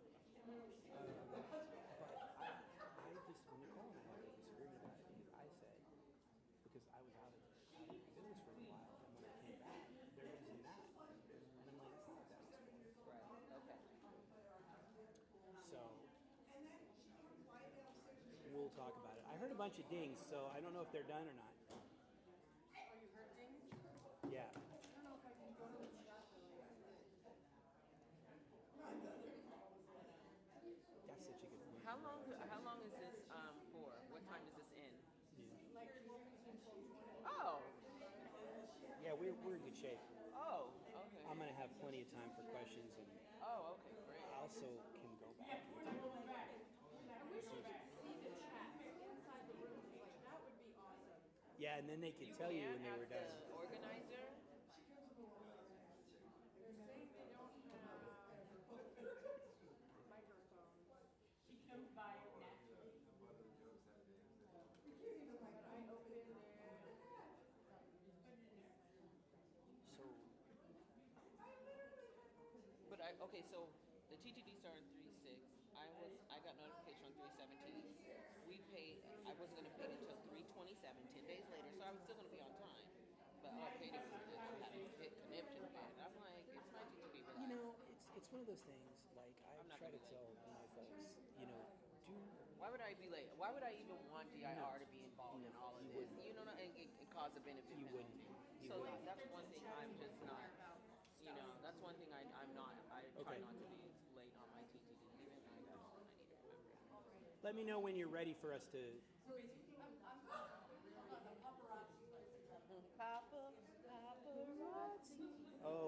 Oh, look! It's a rare shot of Christy taking a selfie. You just never see that. Christy is my favorite Facebook friend. Christy's 69 photo. I'm like, Christy is my favorite Facebook friend because without you, it would take me 10 minutes to go through my Facebook. But My dad was in Australia, and so Oh, how awesome! hey, you go, girl. That's what I say. and listen, when I'm dead and gone, my kids will always have pictures. They will. Have you ever seen her Facebook? She is. No, I'm not on Facebook. I can always tell her, oh, look how big your kid is. I haven't seen Oh, I know. I feel like I know her family. I've never met them, but I know them. No, we know them all. I can't do Facebook. We were at, I think it was our first gala. She brought two of them, and they were like, just to her, she's like, they're like, everybody knows us. I'm like, Go Little figure. do you know. All right. Are we? How famous you are on Facebook. yeah, I guess we got to wait for Christy to come back and because get I don't her. know, she has to do some magic. Yeah, please don't try, Yeah, I can't. If I touch it, because I know what'll it'll all happen. go home. We'll be getting a different selfie. Okay, somebody's come back. You know, they should be able to that would be a good way if they could bring themselves back, and then When they you'd were know done, just when everybody was done because they were all. Are you a Lady Gaga fan? Do you like her new music? Abracadabra? I don't know if I've heard all of it yet because I've been listening to her listening to this station on Sirius right now. She has that station. Oh, she does? They do them temporarily. They'll get like Billy Joel or somebody else. Oh, okay. And so it's got that radio. And it's not going to be forever. Right. But it's her songs and then songs that influenced her or that she's picked or she likes. Oh, okay. And so like then she'll come on and do makeups. Like on the way here, she did Carole King's "You've Got a Friend," Oh. and she said this was a really big influence on me when I was growing up. Her voice is just ridiculous. She is one of my favorite people and singers of all time because I find her like so versatile. Like she can sing the torch stuff, you know, like she did with Tony Bennett, and then she could turn around and sing, you know. Yeah, Telephone with Beyonce. Her original stuff, you know, the first few albums was my favorite. Yeah, me too. That's where I'm at. That's the Lady Gaga. Her I'm that later Lady stuff Gaga. Yeah. was, but I still like it. It's just not. But her original stuff, I love. Oh, goodness. But she said that her and Beyonce are going to be doing a telephone part Okay. too. I can't wait to hear it. 'Cause I But love yeah, her. I'm a fan of hers, Yeah. and I love her. I love her in acting. I love her doing everything. I even like those bad movies she does. Although I did not see the Joker because I heard it was so bad that I didn't People want to were see it. walking out. I didn't know it was. They never said it was a musical, which was crazy. I can't believe they never Well, said I knew that. that, but I couldn't handle it, so I didn't watch it. All right, you ready? Okay. Oh. And then we're breaking, right? Then we're on a break. I think she's. What are you doing, Sandy?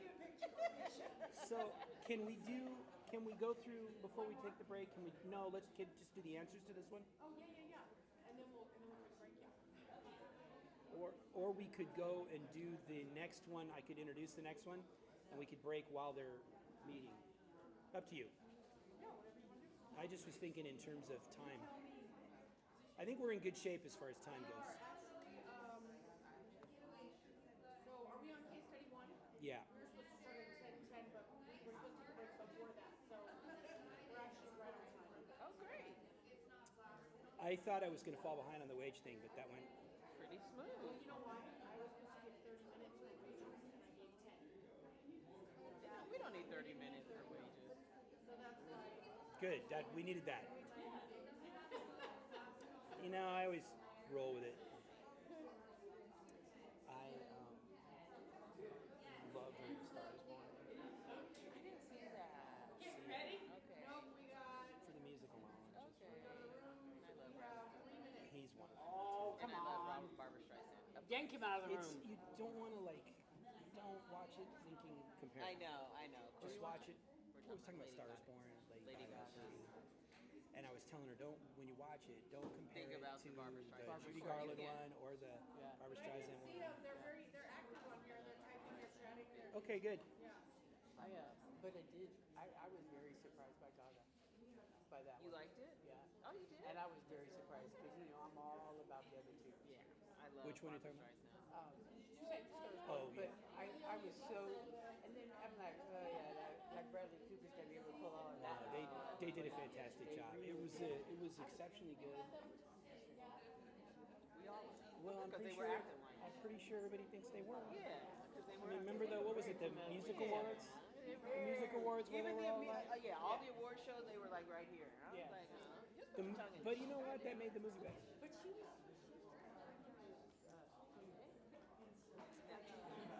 No, they weren't, but I'm just. Well, I don't know. You say that. Wait a minute. I'm just. Not Tony Bennett. Well, That's a great album. he's She did that one, but yeah, they were kind she's of so real friendly. talented and she has such a beautiful voice. And then I like her acting. I thought she was great in Yeah, I that. did too. I did too. I didn't She's an artist. She is. And she's to me like when she's all made up, she's fabulous. But when she's not wearing makeup, She she's was still. ugly. I think she's beautiful. Come on. No, so no, I do. I think she's You gotta gorgeous. be beautiful. I thought so. I understand that, but no. Well, I'm just kidding, Andy. well, she is an icon. Oh yeah. But yeah, I mean, but when I she's wasn't really dressed into the up, I it's think she's awesome. very pretty even when she's not Beach wearing dress makeup. I wasn't like really it. it. No, I did not like the meat dress. Just That was because, so cocky. but it was. so But gaga. God, you know that smelled horrible by the end of the night. You know that it did. You know no one wanted to go near her by the end of the night. Not me either. I love how like she just takes all the risk and doesn't. She did. You know what? It's her. You know what I love Love about that her? about her. She I did. love I people forget like what the that, natural disaster was now. Might have been one of the hurricanes or something. She went out and she did all this stuff. Didn't tell anybody she did it. Didn't go on TV. She's the other one that does that all the time is Dolly Parton. Dolly. She goes out. They do stuff that they don't do it for the Yeah. publicity. They just So do do it the- because so they do- can. So do Jay-Z and Beyonce. They do a lot of Yeah. shit in downtown. Okay, Which I love. woohoo, close the rooms up. All right, so I should probably just. Okay, give it a second, they're moving everybody back. Alrighty. Isn't that cool? It's so bizarre. I need to learn how to do that. Although it wouldn't work so much for us. We don't have to make groups of two. Still, that might be fun though. Might be more engaging, Michael, in our little Thursday meeting. Okay, let's go.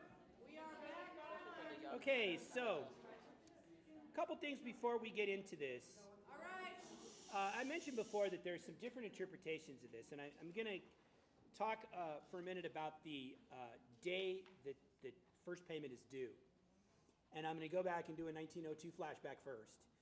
When this law was passed, I was working at SIS at the time, which for those of you that are younger, that was the state-run work comp company back in the day when nobody could sell workers' comp but the state, except for some very big self-insureds and some small exceptions. But when the law was passed, the intent of it was that it would require you to pay TTD within the first 14 days of receiving the claim. And it was in conflict a bit with the acceptance statute, which allowed you to have 30 days to accept or deny. So when this started, what we did was when you got a claim, if it was a lost time claim, you didn't have 30 days to accept or deny. You had 14 because you had to make that decision before technically you had to accept the claim, because if you didn't, you were not in compliance with that law, because they intended for it to speed up the process. Way back in the old SIS days, there were some issues. It was very, very large caseloads. I was on a team when I started that had caseloads of, not exaggerating, 2,500 and 1,500 were the two adjusters. What? Yeah, that was their caseloads. So needless to say, Nothing got done? yeah, it was a nightmare in those situations. But what would happen is a lot of injured workers would suffer because it would take a long time to get their claims processed. And let's face it, a lot of people aren't in situations where they can go a month without getting paid. I know that I wouldn't want to be in that situation, but I mean, I wouldn't want to go a month without getting paid. But since then, I left the industry for a little while, and when I came back, one of the big changes was the way this was interpreted. And so I'll say it this way: I'm going to give you the information the way that we have it now. If there's questions about the interpretation, let's hold those till the end, and then we can always talk a little about it. And I'm going to go on with the answers here. No, that's not the answer. That's the answer. So according to current thinking, this injured worker is entitled to TTD as they missed calendar days, 8 of them, and the TTD is due 14 days from the claim acceptance date. The current thinking on this, the way it's now being argued, again, this is the controversial part because it's not the way the law originally was intended, is that the TTD is not, you're not eligible until the claim is accepted. Yes? But once your claim is accepted, doesn't it go back? Yeah, you're going to go back and cover the days. I was so worried. I'm not saying you're not going to pay the days they were off. I'm saying when does the 14 days kick in for you to have to pay the TTD before you're going to get fined if it's late? So you're saying if I waited 30 days, then I'm not gonna cut a check for another 14 days? That's the way they're interpreting it now. Wrong. I personally don't like it when we go that far. In fact, we try to do this way earlier. I love this. People are online. You guys are right about the days. Well, and here's the thing. This is going to be an interesting argument someday when the Supreme Court gets it, but we'll see how long that takes. Best practice is for me to pay the employee once I have accepted the claim, why wait? Oh, I agree completely. Yes, yes, you never heard that. Yeah, Kathy hurt. Kathy, I you're knew getting, it, I knew it was Kathy. you're getting, yeah, and We love Kathy. I don't know why you would wait. Now, you do have to have the disability information. And we were talking in the break because Rosalind was bringing up, well, sometimes when you accept the claim or when you get your initial information, you don't have any disability information. You don't have any indication that a doctor's taken them off work. You're making three-point contact before you accept that claim. Who are you contacting? The employer, the employee, and the physician. Yeah. You got that information. Well, you don't always get it when you call the Unless we physician. still have not received the DA You- and there's you- no you- information. What's that? Well, my example was because I had a recent example. The injured worker was taken off after the claim was accepted and after Right. he went to work full duty. And we got notification, his TTD, he was off work as of 3/6, but we didn't get notification until 3/17 that he was off of work. So even though the claim was accepted, I had 14 days from 3/17, because that's my initial date of when I was, receipt of disability, to issue the TTD payment. So sometimes there are scenarios like that where you have, Yeah. you know, you have that 14 days, but you just got notification even though they were off on 3/6, you know? So that's what we were talking about, because that's what Yeah. the statute says. That's fair, that's bad treats. That's bad I case would not, management. I wouldn't want to wait that long, and we were talking about it on the break, because when it was passed, the whole point of it was to not make injured workers wait because in the old days, like I said, there was some delays in payments back in those days with those caseloads. So they were trying to prohibit that, or, get things processed. Now, I will tell you that when it first came out, the problem is because when they didn't have enough information, they would end up denying a lot of claims right away because to meet the deadline, and then going back and accepting them later, which was kind of defeating the purpose. These are things that have worked themselves out over time, thank goodness, or at least some of them have. So someone would agreed unless we still don't have the D8 and we have no information, and then somebody said you estimated. Right. Right, see now, and that's a great point that somebody brought up, because whether you have wage information does not matter. You have the hourly rate information on the C3. Yeah. You can You do have to estimated use, wages. you have to do an estimated wage, and you still have your same deadlines. Absolutely. The D8 and the day you receive the wages is not, so I have seen adjusters who will say, well, I'm gonna wait until I get the wages before I pay them. You're gonna get fined. Yep, You're gonna get fined by DIR, and they're finding at $3,000 now, Ann? Per late instance. So, And Rosalind knows she was there. no, this is new. Oh, well, yeah. the amount is new, yeah. This New is the school. mayhem and chaos. Yeah. Did you So, get your answer? Oh, was that what we anticipated. yeah. Yeah, and that's the thing. And I used to see that a lot with people. Oh, well, I don't have the wage information, so I can't pay.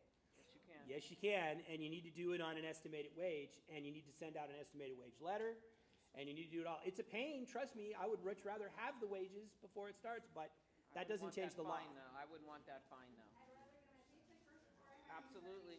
Yeah, well, and that's the thing,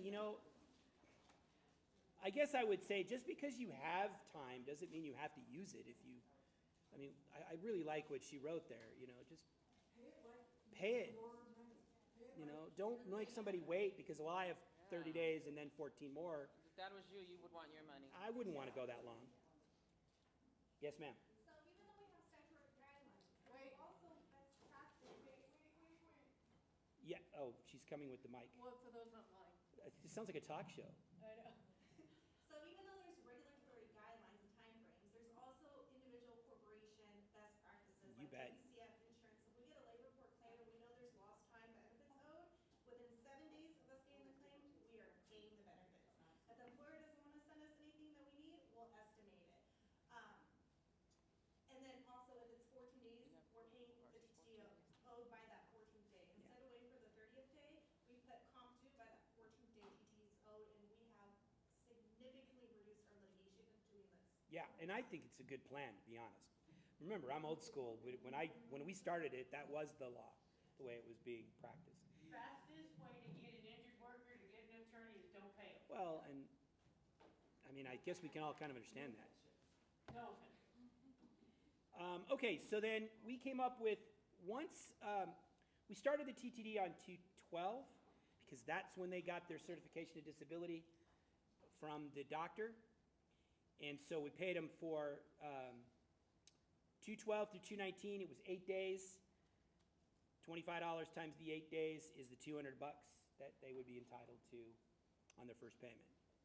So I hope everybody got that. Like I said, there might have been some disagreement on the day that the TTD was due because of different best practices and different interpretations. And I think some people on here in the chat were saying that exact thing, so. I can't, and again, I'm not gonna sit up here and say, you know, this is the way it's done, don't do it any different, because that's not right for me to do. I did the best I could to talk to the legal folks and how they're interpreting it now, and So the argument is that there's another statute that says you can't pay benefits before they're due. Right. And they're not due 155. until you. which is the way that they, yeah, and that's the way this all goes down, So so. that's where that's their justification for that, but that's not a good best practice. Well, and I think that, like, a lot of my teams, for example, a lot of our employers wouldn't, they'd be on the phone first saying, you need to pay our people. You can't wait. And so we try to do that. I think that's a good practice that we And talked during about. an audit, they will ding you for paying early, but I mean, I don't think it should be, they will ding you, but I mean, we all have our argument on that one. Did anybody go back and pay them from the 10th? Anybody online, pay them from the 10th. I want to just emphasize that, remember that until they're taken off work by a doctor, we don't have any TTD owed. What if they are treating it out of state because they got injured out of state and that you haven't signed a C4 yet? So every legal opinion I've ever gotten says the C4 starts everything, and before that, anything that happens doesn't count. So I hate to no, say it that way. C4 wasn't done until the 12th. And that's why I put the C4 date here, is because I get a lot of them where, I have one now, where the guy got treated, probably used his own insurance 2 months ago, and now filled out a C4 2 months later. We just got the claim, so now it's like, well, what do we do with that? You know, my favorite slogan is Murphy and Karma hooked up at a party, and that's how we got work comp. So the reason you have to ask all these questions is because it is always going to be an exception, every time. So make sure that you're doing it accordingly and let the claim fall in place. Amen. I know we want to take a break, right? Yep. So I'm going to put up the We're next gonna put up example, Challenge number 2. which is So you here. guys can write it all down, and then we'll take a quick break, and then we'll go into groups. Yeah, and then Yep. we'll just come back when everybody's done. All right, 10 minutes. We're actually gonna make it 7. You gotta pee quick. 10:30 we'll come back. 10:30 we're back. 10:30.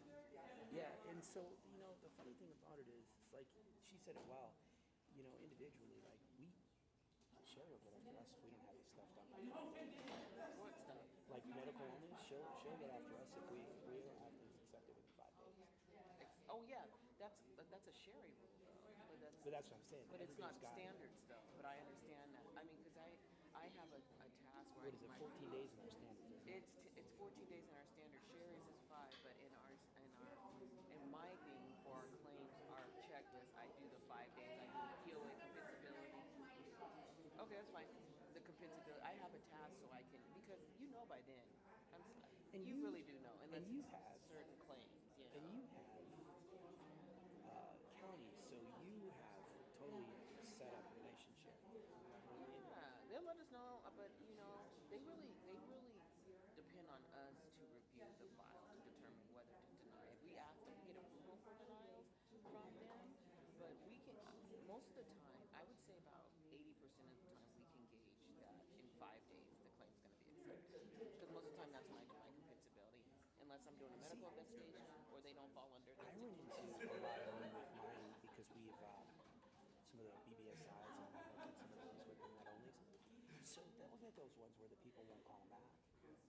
Right, And I that's know. the worst problem. It's like you're trying to get some information and you can't because, They do that with those middlemen. and so the funny thing is, well, but then they turn into hostiles when you finally Right. talk to them. It's so tricky. It's definitely. I wish that we had. But I remember one time when I was the audit supervisor, there was a question that some of the auditors had about compensability being paid early, and Don Smith, attorney at the time, he said no, they cannot pay. It needs to be paid when due. So if it's due on the 28th, it needs to be paid on the 28th. But most people pay it a couple days before, but they'll write you up for that. But I think it's silly because you're just trying to. I think you're doing you're just trying to be fair, and especially during if it falls on the weekend, we know that it's on a Friday or a holiday. We used to, and I don't know what's changed so much because, like in the old days, you know because you were there. Back in the 1902 days, DIR was we had them on speed dial. We would call, Yeah, they were business friendly. and there was we would talk about how to do it. There wasn't this game like let's see how many fines we can get. Yeah. It was kind of like we'll fine you when you deserve it. But, Yeah, or work with you. But let's figure out what we need to do. Part of it, I think, is when it was state run, everybody came from the same place. Yeah, that's what I was telling somebody. I said, when you were a claims examiner back in the day, that's when you would go retire. You know what I'm saying? That's what it seemed like was like the Eulers of the world, and Exactly. Well, and they were trained and participating in. I mean, that's where they got their knowledge. And even when Sonia was, it was a very friendly rapport with the adjusters and the auditors. Eula would call me or Sonia, hey, this needs to be completed. Can you complete it and send it to me? Or even if they were there doing the audit. That's why I always loved being on site because I felt like you could build a better rapport with the insurer or TPA. In those days. Yeah. But everybody wants to sit at their desk or be at home, and I always felt it was so good to go out and build those relationships. Well, and I think like you can do it even like I really do believe you can still do a lot of it, but there has to be. Nicole will call the frequency. Yeah. You know what she does, but she'll be told just wait it, and she'll give. We have to give rebuttals and examples. It's like a lot of times that information was out there. You could have seen it. I know. We have so many of those now. And it's frustrating because it's like I remember when DIR used to be trained. Yeah, I know. Remember that? I used to love it. Other than that one thing they do now. So I did the cola training. I loved it. And I went to find, and I don't know when the last time I saw DIR training. They do the one day, what is that called? Yeah, the C4. The education day, the one that we go to at the, it was at the hotel. Grant Sawyer? Oh. This one was at, oh my gosh, what's it called? Oh, you were talking about their conference? Hi. This is always kind of stuff, and I don't really have anybody in my office to bounce anything out. Oh yeah, no. What's your name? I'm Debbie Frills. Okay, I'm Rosalind Jackson. Who do you work for? American Claims Management. Oh, okay. So we just became part of Davies, so I'm sure Okay. there's going to be like more people because there's a Reno office now. Oh, okay. I was just looking to them. I love your jacket. Oh, thank you. So I always get this question from my cinemas. Do we have printout of the slides? Oh, slides? I don't know if they made any printouts. Oh, but I know we have the other stuff, we don't know about the slides. I don't know if she made any slides to do. Sorry. So this is always have to say get injured, but they're not scheduled to work for another week. And I'm like, it's calendars. So on one of these examples, I'm going to talk about it because I've got a workaround. Great. Because it's just, I run into the same thing all the time. And I just said, you have to realize what they got in a day, now they're getting it over Yeah. 7 days. Right. So, I mean, it's like $15. Yeah. In fact, we'll talk about it. Is it this one? And then the other question I have, that I just want to make sure I can get addressed, is the 5-day waiting period. Well, they call it 4, but whatever. It's 5. Or 4. It's fine. Yeah, I know what you mean. So, but then when people return then they're off, and all of a sudden they've been off, and it's 20 days. Right, 5 day and a 20-day period. That is such a hard thing to Right, 'cause calculate. you never because know when. Is it off completely, or is it off that they're on like duty, so they're just entitled to temporary partial, but they haven't met the waiting period, so then they're, where are you? And the funny thing is that when, again, old days, you had to qualify for TTD by being off for 5 and a 20. Before, you could get TPD. Really? So in other words, if you say you never lost a whole day, but you lost Wages. 5 days where you worked half time. In the old days, they didn't qualify Right. because That's what I you was had to like, qualify first. I can pretty much assure you nowadays you would lose. I would, yeah, I so I would normally, guess, but like, I've not had one in a long time, so I don't know what would happen. I don't either, so it's just kind of like, because I was like, you know what, it's fair, I have to do what's fair, because I always feel like you're gonna err on the side of the Yeah. injured worker. And then you have to get into, I have a bunch of them that they'll go to the doctor during their work day. And they'll want us to compensate them Now, for the see, time I they went won't to the pay for doctor. that. And I was like, no, you can Before, go before or after work. See, with the count, well, I think the statute says you have to compensate them now. no, Does it? I there's never not saw a statute. I never I've saw a never seen statute that did that. Yeah, there is when you are treating for, let me Well, find if you it. find If one, they're off for a period, like if they have to drive. the so I'm 50 talking miles about and they're like off. say they're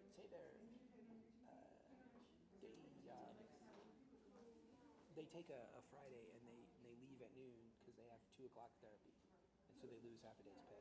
I had a guy that was writing his hours, that he went to the one appointment to another appointment, and he was writing his hours. I was like, he did not have physical therapy for 2.5 hours. It just didn't happen.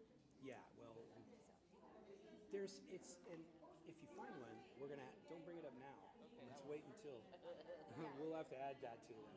but I just was curious on what someone else's opinion was on that whole 15 or You know, 5 days and a what 20. we're going to talk about is essentially that what you have to do, the simplest way, is Okay, we're gonna get started once again. you go to move towards making your eligibility decision, you use calendar days and forget their work shift. Because that's kind of the way they work. Okay, you guys, we're gonna go And into our it doesn't chat seem rooms. right. Like I have a guy that worked 1 day a week, and so it doesn't seem right that he would get paid the whole time. Well, I had one. He never missed a shift. He All right, worked we're up to Mondays. challenge number 2. I'm opening the So chat Mondays, rooms he now. would work. Okay, so say he works Monday, he gets hurt. He's off. He's normally off Tuesday, Wednesday, Thursday, Friday, Saturday, Sunday. He doesn't work till the next Monday. Well, if he goes back to work the next Monday, huh? There's no time loss. There's no time loss, but technically he's entitled to the TTD for that based on the law. And it We would come messes back, with we're me. waiting for our panel. Sorry. Oh, it's time to come back? I'm just giving the Sorry. panel a hard time. I'm sorry, I thought she looking was for saying we're statute. just now going into the rooms, but Yeah, me too. Yeah, we are in rooms, yes. Oh, okay, we're in rooms. see, so you're jumping the gun over there, I little need to missy. find a statute. And get it out. Are you leaving us? You got my heart today, though. Woo. I will. I anticipated a lot of that. Yeah, Are you guys done? Everybody's done now, except for the, they're done. They're back, Christy. Thought we just went in there.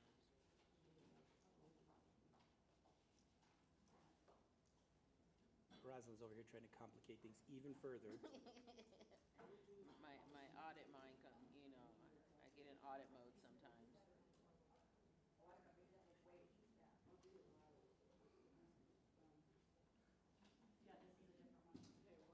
Okay, why do I have all these? Maybe they joined late?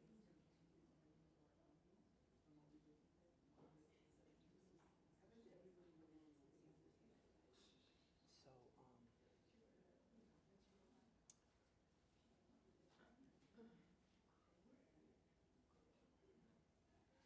find it though. I have it in my Rolodex okay. that I've had. When you since- do, since- tell me. I will, because I believe they can't, because they can't take, they're not, by law, they can't take sick leave or vacation time during their, when they leave for their medical appointment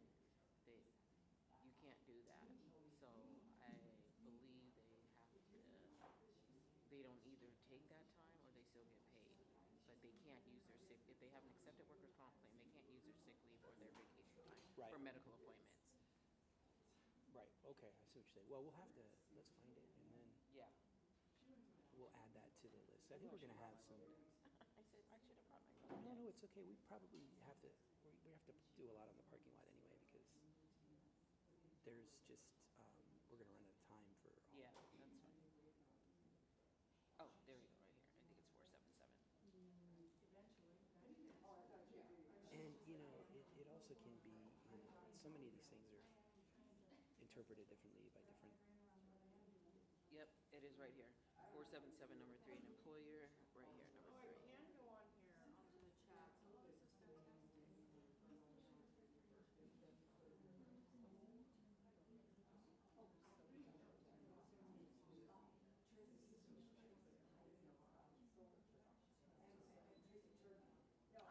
so, So they just have to get paid. so if they are, which number is this, 477? Yeah, huh? Where's it been? 477. I want to tell this. You know what, I'm gonna,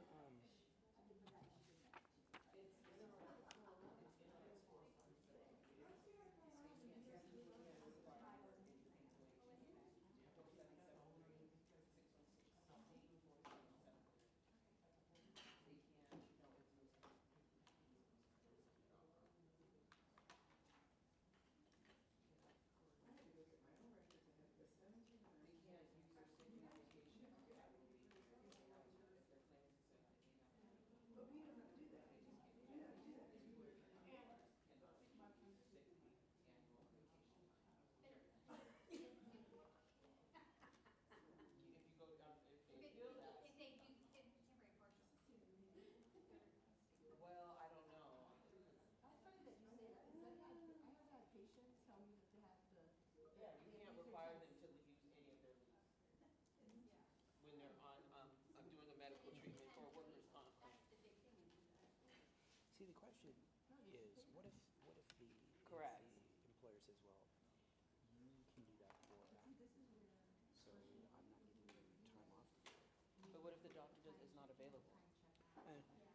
I wonder how many times. I did that's think the that case. it Like if the doctor scheduled it for a day, you gotta It would cost more money to appeal this and go to litigation over Probably a right about $25 an hour, 2-hour leave than it would be to. see, It's so still what you do pay. then is you have to submit it as TPD. You can't, I'll just pay them. Their regular pay, just pay them. I don't understand, yeah, I don't know, their hourly rate, I don't know why that would be a big deal. You mean, you're talking about the employers? Yes, Oh, yeah. yeah, But you're talking about us. she's saying that they would pay TPD. She goes, and they would, I said, Well, you see- can go to hearing, they'll tell you that they should probably will have to pay their regular pay. I don't know if would be entitled to TPD. That's a good question. Well, they probably wouldn't, if it was just for one doctor's appointment. Yeah. They probably wouldn't lower it. Right, they probably would be, Well, that would be the simple way to do it, would be Yeah. for the employers to pay it. But I'm talking about for our purposes. Oh, yeah. What would we do?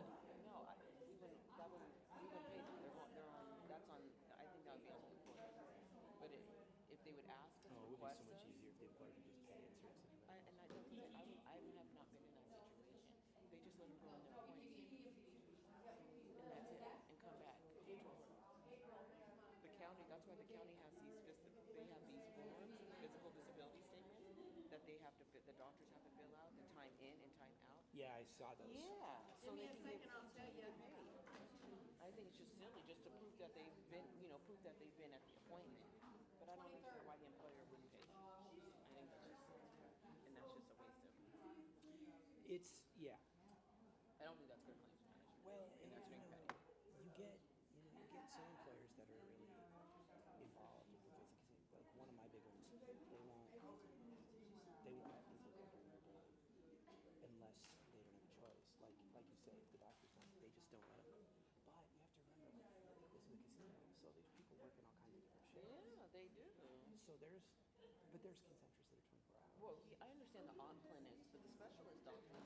No, they're not gonna. They're not gonna gonna let you pick. conform to our schedule. They don't give a shit. They're not. No. And I don't know what they do for them. I I should think ask. we might be a little bit behind right now. All right. Yeah, we are. We'll move. For two? Yeah, we're gonna move on to number 3 after Yeah, this. we're behind about 15 minutes. Okay, we'll zip it. I thought they were doing the challenge, number 2. Okay, they have 10 minutes? How long do you have for us to present after each challenge? 5 minutes. Okay. It won't take long. I'll eat up the time. When are we supposed to be back? Now? 2 minutes. Okay. A couple of the rooms are really active. Oh, I love it. I know, I hate to cut off when they're active. I know. But it's good because some of these are like adjusters and attorneys' offices. In the Oh, room. what? So Oh, I didn't know then you attorney. have people like attorneys that used to be adjusters that are answering questions because they know how to do it. I didn't know the attorney's offices are We involved. have probably 25. See, and I like that idea of mixing Not those. necessarily attorneys, but they're case managers. Yeah, that's awesome. Here are attorneys. GGRM? TGRM is online. What? A lot of TGRM online. A lot. Yeah, so Next is you can see who's online. you know what we probably, Which one, yellow or green? Well, no, all of these are gonna be online, and then you'll see, in person online. That's my girl, that's my girl. most of the time, it's funny because, so many of these folks we know. Oh, Araceli. All right, we're gonna be coming back in about 30 seconds. Here we go.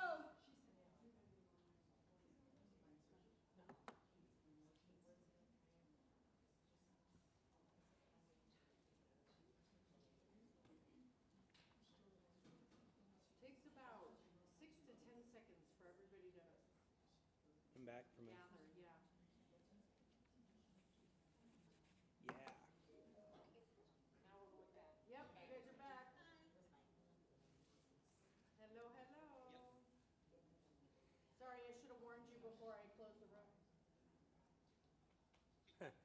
That's what he said, they get sucked out of the room. We're like, sorry. No! I'm not in the room anymore. Are they back?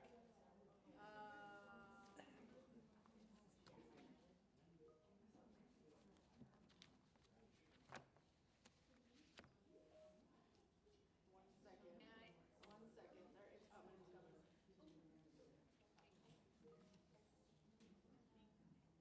Yes. I'm gonna have to excuse myself. I had to take a call and I've got a injured her in the hospital, that I need to take care of. It's Okay. been a pleasure. Thank you. All right, thanks Kathy, appreciate you. All right. Okay, bye love. All right, we ready? I have these visions with these guys online of like, they're in the room and they're talking and one of them's about, and the correct answer is, and just as they do that, they're getting pulled out of the room. No! I don't know, I think internet is a little bit slow right here, I hear that. It just makes me chuckle. All right, well, that's the answers we got for the number 2. Injured worker has 6 calendar days that they've missed. Again, we did first payment was due on the 10th, 14 days from claim acceptance. Dates of TTD, we had 2/18 to 2/23 for 6 days. $25 times 6 days is $150. So I'm not sure if you guys came up with that. What'd you get? You got 150, right? Or no? Yeah. You got 200 again? No, No, 150. 150. Oh, no, wait a minute. Oh, I apologize. That is an error on the slide. Okay. That is what we call typo. It's supposed to be 150. Right, right. That's what a lot of people got online too. My apologies to everybody that's using the slide. That should say, how much total This is TTD two- owed this is 150. 150, not 200, just FYI.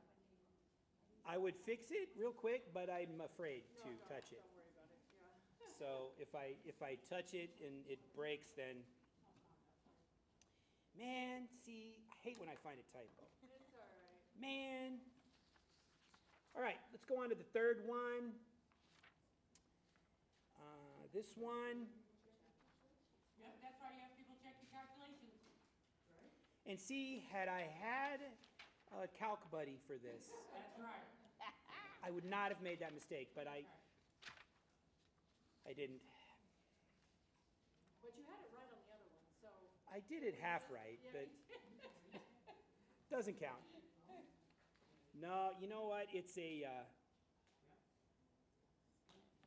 if that's the only mistake I make today, then I'll at least forgive myself. But if there's another one, now I'm going to go look at the other answers.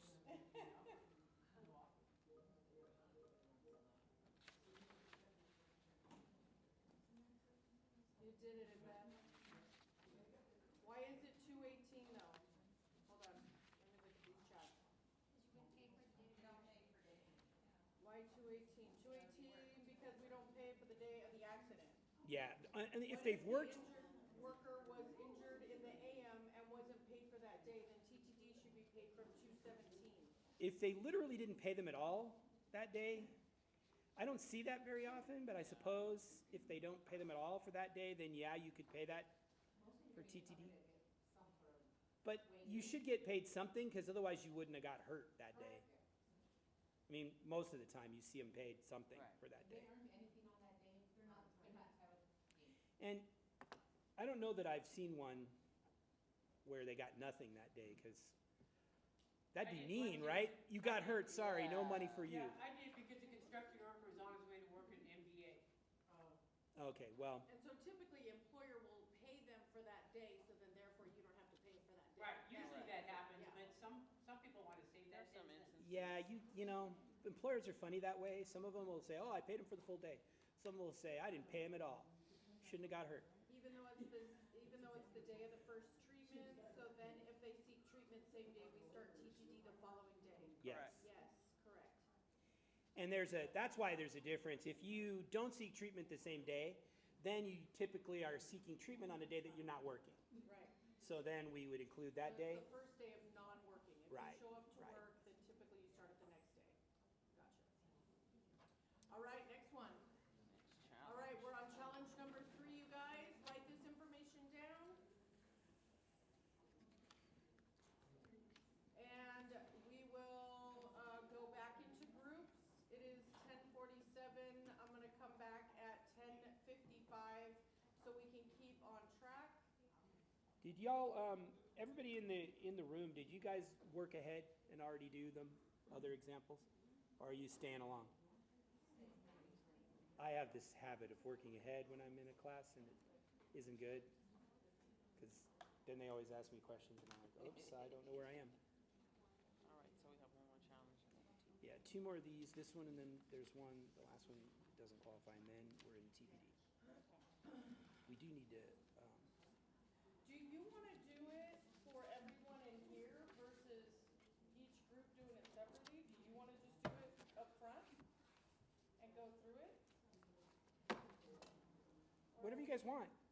I'm good with whatever. We have 1, 2, There isn't quite as many people in here as we were guessing, so. well, I guess we do have a seasoned adjuster at every table. Said that. Oh, yeah, that's the only one, yeah. But, They're chatting. I know. Right. Oh, so I say don't go to, this is an easy one, isn't it? Yeah, this one should be fairly easy. This one, Let's just go through it, don't put them in their closet. They're already in the closet. they're already in their groups. What about the next one we won't do then? You know what, we don't have to split up for the next one. Okay. We'll just stay here. Room 7 is done, room 3 is done. Yeah, this should be a quick start. Room 7 is on it, man. Lucky number 7. Listen to all those dings. Those are all those people getting it right.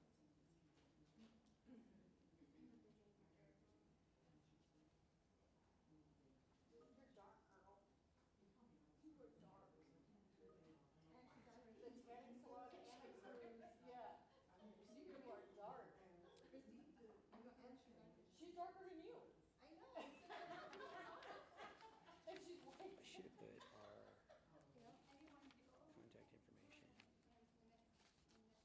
But look at that way.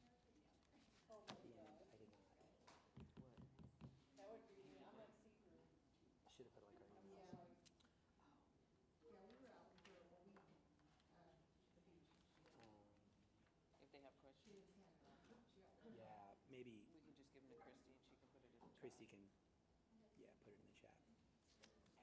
You wanna write yours down? Chrissy, can you put our emails in the chat when you, At the end. At the end? Accepted, yeah. Are we calculating through today because they didn't give us a date? Which Did you one? not give them a date? On which one? Number 4? 2/8, yeah. No, number 3. A date of what? What date are we missing?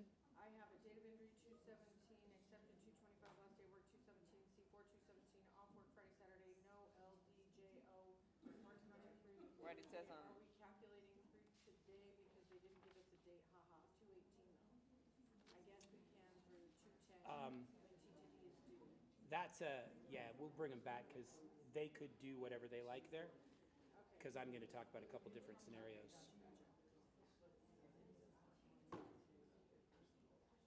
Is this right?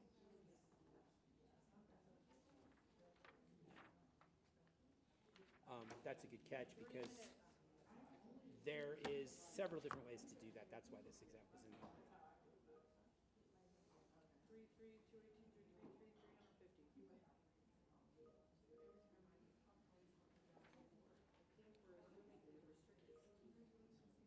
Look, they are all about it. You hear all the dates, like that's all them. Oh, yeah. Oh, I'll just copy and paste it from. Yes. Yeah. I just didn't put a slide in with it, and I thought we probably should, in case there was questions or Anytime. they can go through you. It doesn't matter.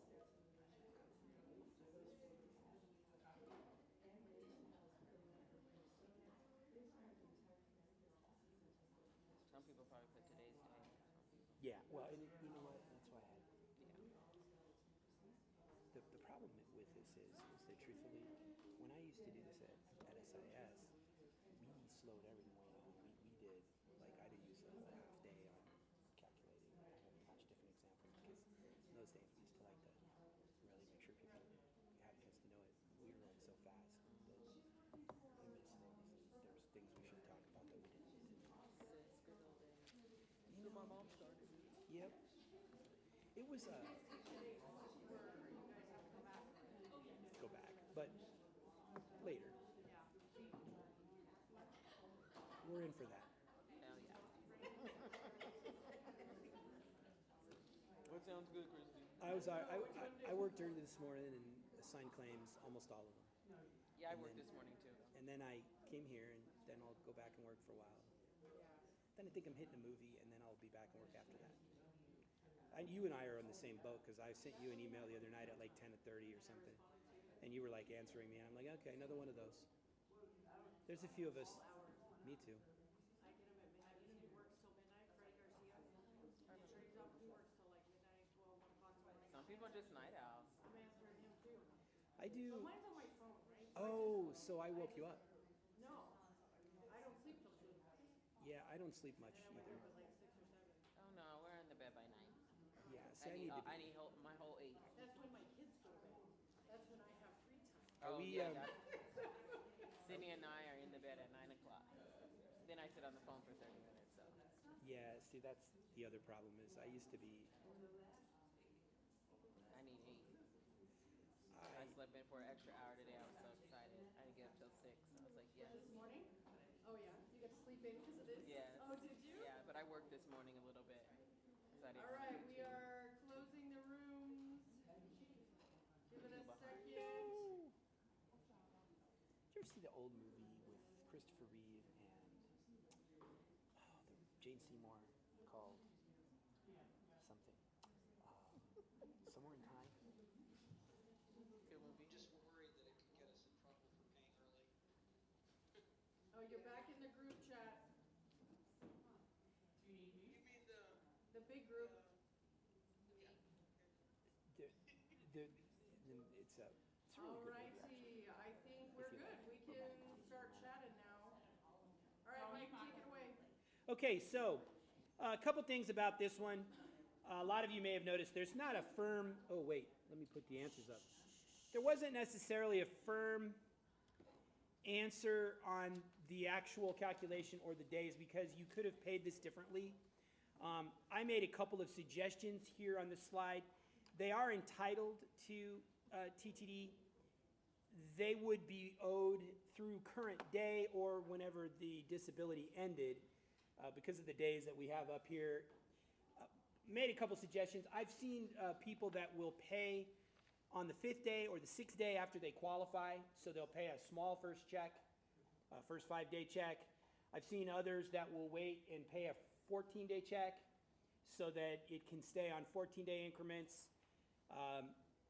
How you pay it is not as important as that you pay all the days.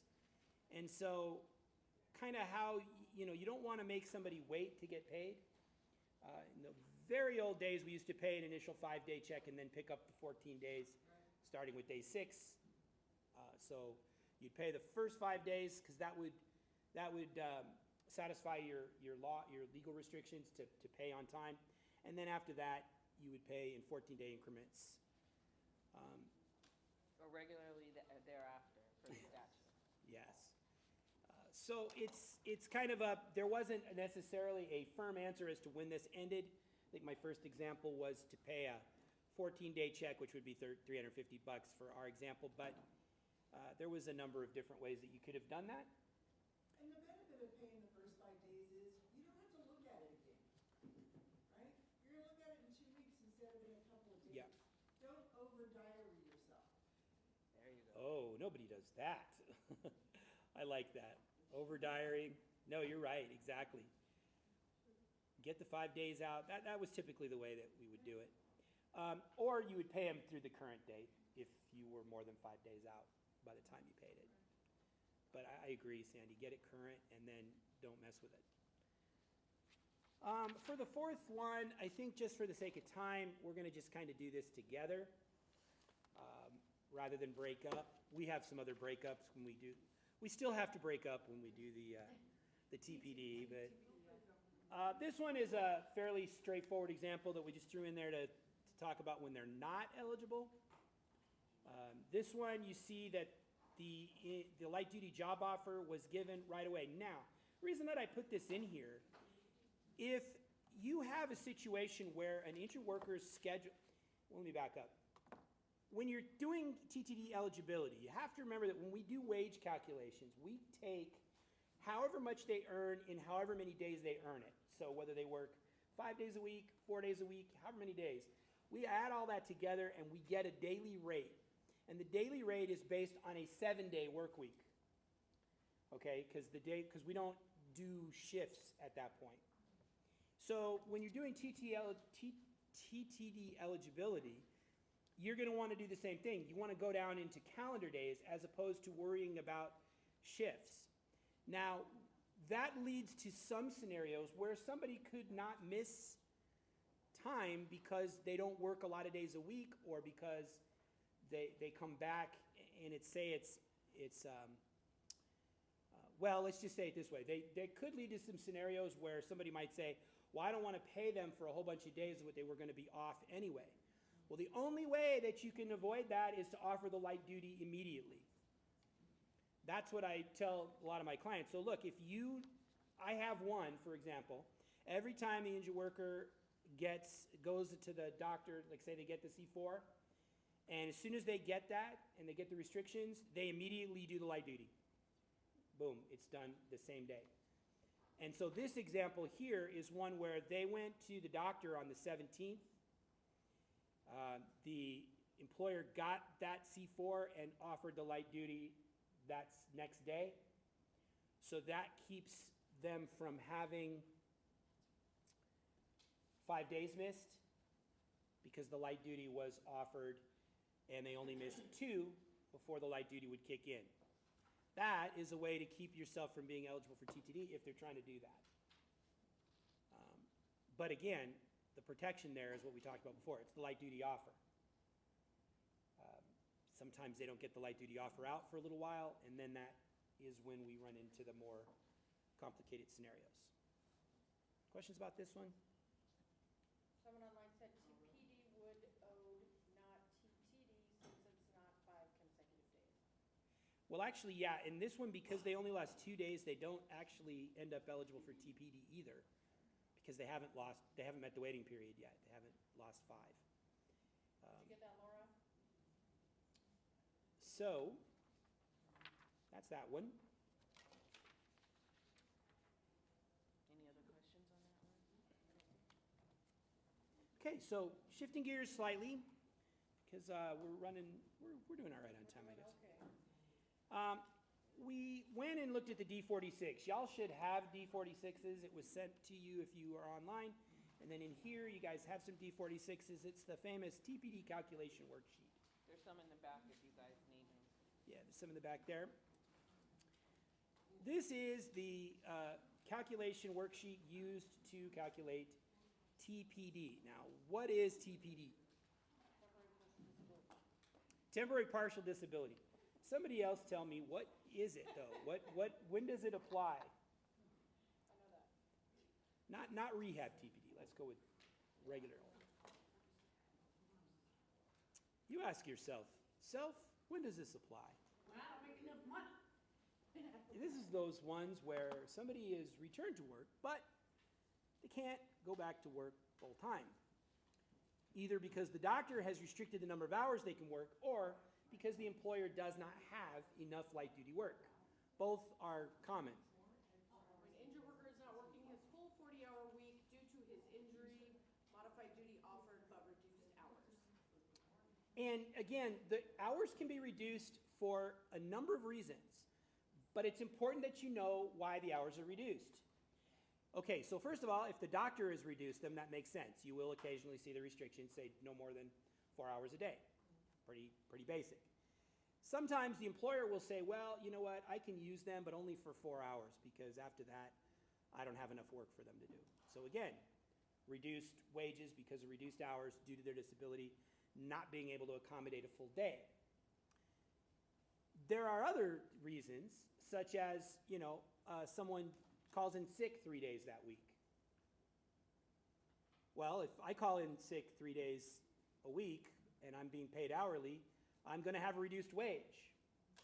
But if the illness was not because of my injury or my restrictions, it should be the way I say that, then again, that's not what we're talking about here. So there's ways to have reduced money that are not going to apply for TPD.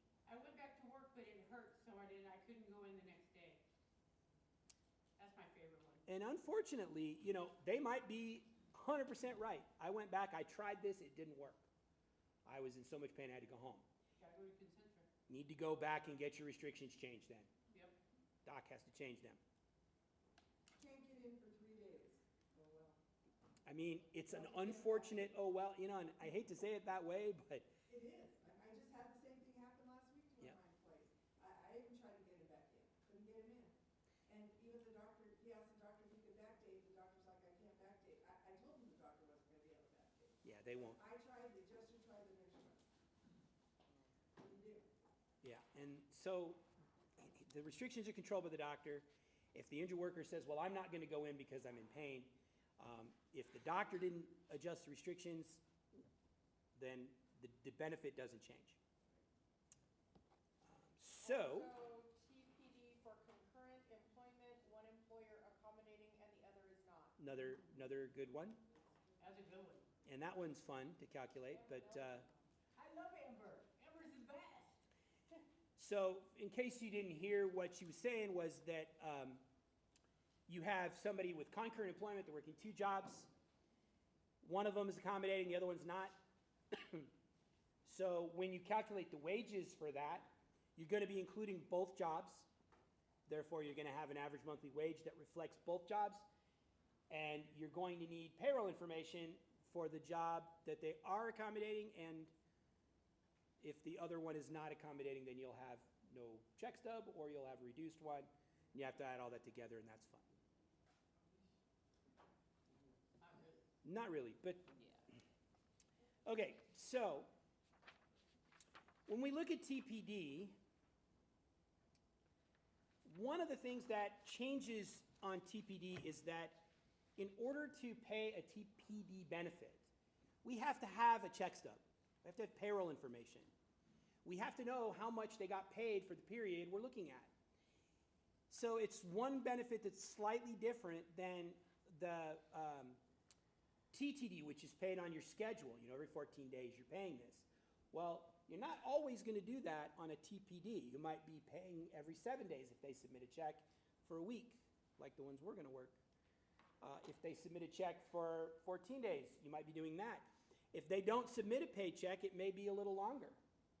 Now, you can get this information from the employer or the injured worker, either one, as long as you have the following information on it. First of all, you have to have gross earnings. And it's funny how many checks don't actually show you that. Where this comes into play, I've noticed, is say that somebody's trying to submit a check stub, and what they give you isn't a check stub, but a check. The bottom part. You know, if you go to the old school, you know, does anyone get paper checks anymore? But if they, yeah, so if you get a paper check, if you think about old school, where the top part has got all your information on it, here's your hours, here's your hourly rate, here's the gross, here's all your taxes deducted, but then you get the check at the bottom, and it just says, pay and $25,000. That doesn't help us because the actual amount you paid, we need more information than that. We need the gross, and then we need the big three. The big three mandatory deductions. The FICA, the Social Security, and the federal tax. Those are the big three. Those are the three deductions you must see on the page in order to calculate TPD properly. There will occasionally be a plethora of other deductions. A plethora of other deductions. A veritable cornucopia. Veritable cornucopia of other deductions. Everything from uniforms to 401ks to Christmas clubs to wage garnishment. Tons of different ones. Child support. Yeah, there's a number of different deductions. The only three we're interested in for TPD calculation are the big three. FICA, Social Security, federal tax. All the rest of it, we're not deducting for that. So that's tricky. And if you don't know what a deduction is for, please make sure you confirm it before you just guess. Sometimes the deductions are confusing with the abbreviations they use. So in our example here, Jinjajaran is, I can't say that word. He's working for Duff Industries. For those of you old school people, reference the employee number. You'll recognize what that is. You have to have been alive in the 70s or 80s. You're gonna make you start singing the song. I know, now you've got the song in your head. Congratulations. I know, I was in a mood. And then, so we have some gross earnings. We're going to assume those gross, well, we're going to, telling you those are gross earnings. We have our deductions on the right side, FICA, Social Security, federal tax, and I have a 401k deduction. And then I have a check amount. Pay period dates, which, by the way, you also need, should mention, you need pay period dates. That's Jenny. Yeah, okay, somebody got it.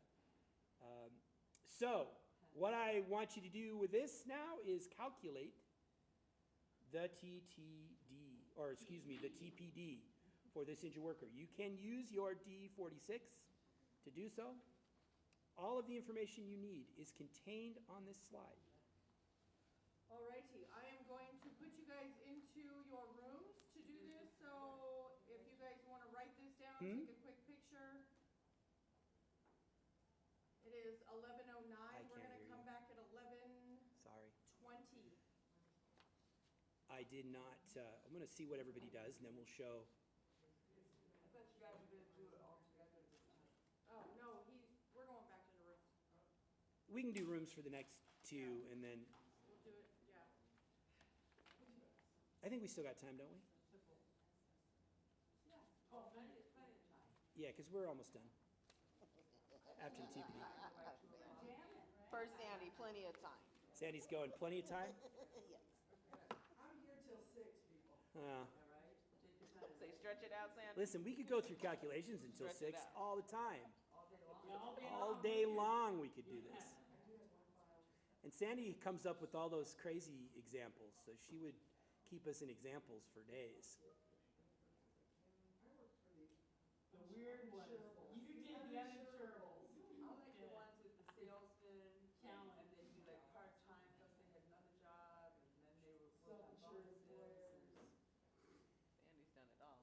Those are the, Between you two, yep, none at all. I did the assigned risks for 10 years. yeah, so you got to see it all. Oh, yeah. And everybody's lying in there. Everybody in that pool is lying. Make you some coffee. Do you need something? No, I'm good. Sorry, it helped you. I couldn't know. I remember the first time I had to tell her. Having a moment, I guess. Yeah. That too. I had to call the employer out and go, I just don't feel like you're telling the truth. Mike, can I take this stuff for you?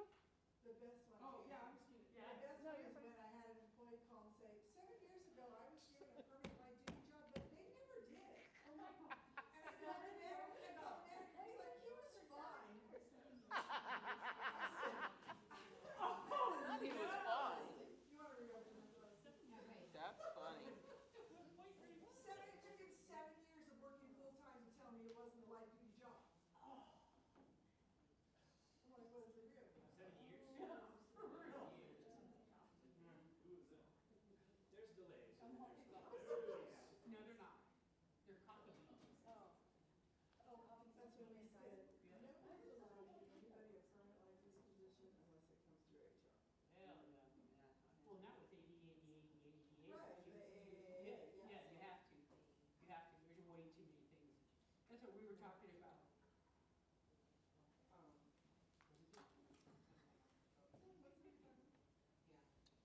You said until when, Chrissy? 11:20. Oh. 10 minutes.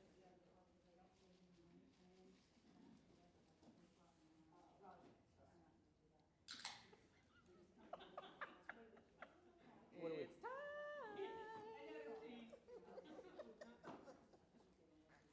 Thank you, sir. May I have another? You know what, I ruined though, because Joe, the work, found me a machine, because at county, it's all rock stars. I don't need a rock star, that's her, I'm not a rock star. Yeah, I'm not. Counties, that's all they got, is rock stars on the machine. Joe found me a machine that's next to my credit union, that's full of monsters. I said, okay, for an addict, that is not a good time. You know, I drink those things and they taste like coffee. I know. I don't know. No, how I've people never. I don't Red drink Bull, them. Monsters, Rockstar. They taste horrible to me. The Red Bull and vodka. I had one time. I was Oh, like, I wanted boy. to throw up. I'm like, what? What? Who drink? Why do people drink that? You know, because they have a And then special. that's the worst because that's like the downer Sometimes and the upper together. So I don't know what that's doing to your system. Yeah, vodka, soda. Give me a line. I like my sport. I don't. I make coffee most mornings, but then I haven't been in the mood. I'm a soda addict. Are you? Yeah, diet soda. So I drink way too much of it.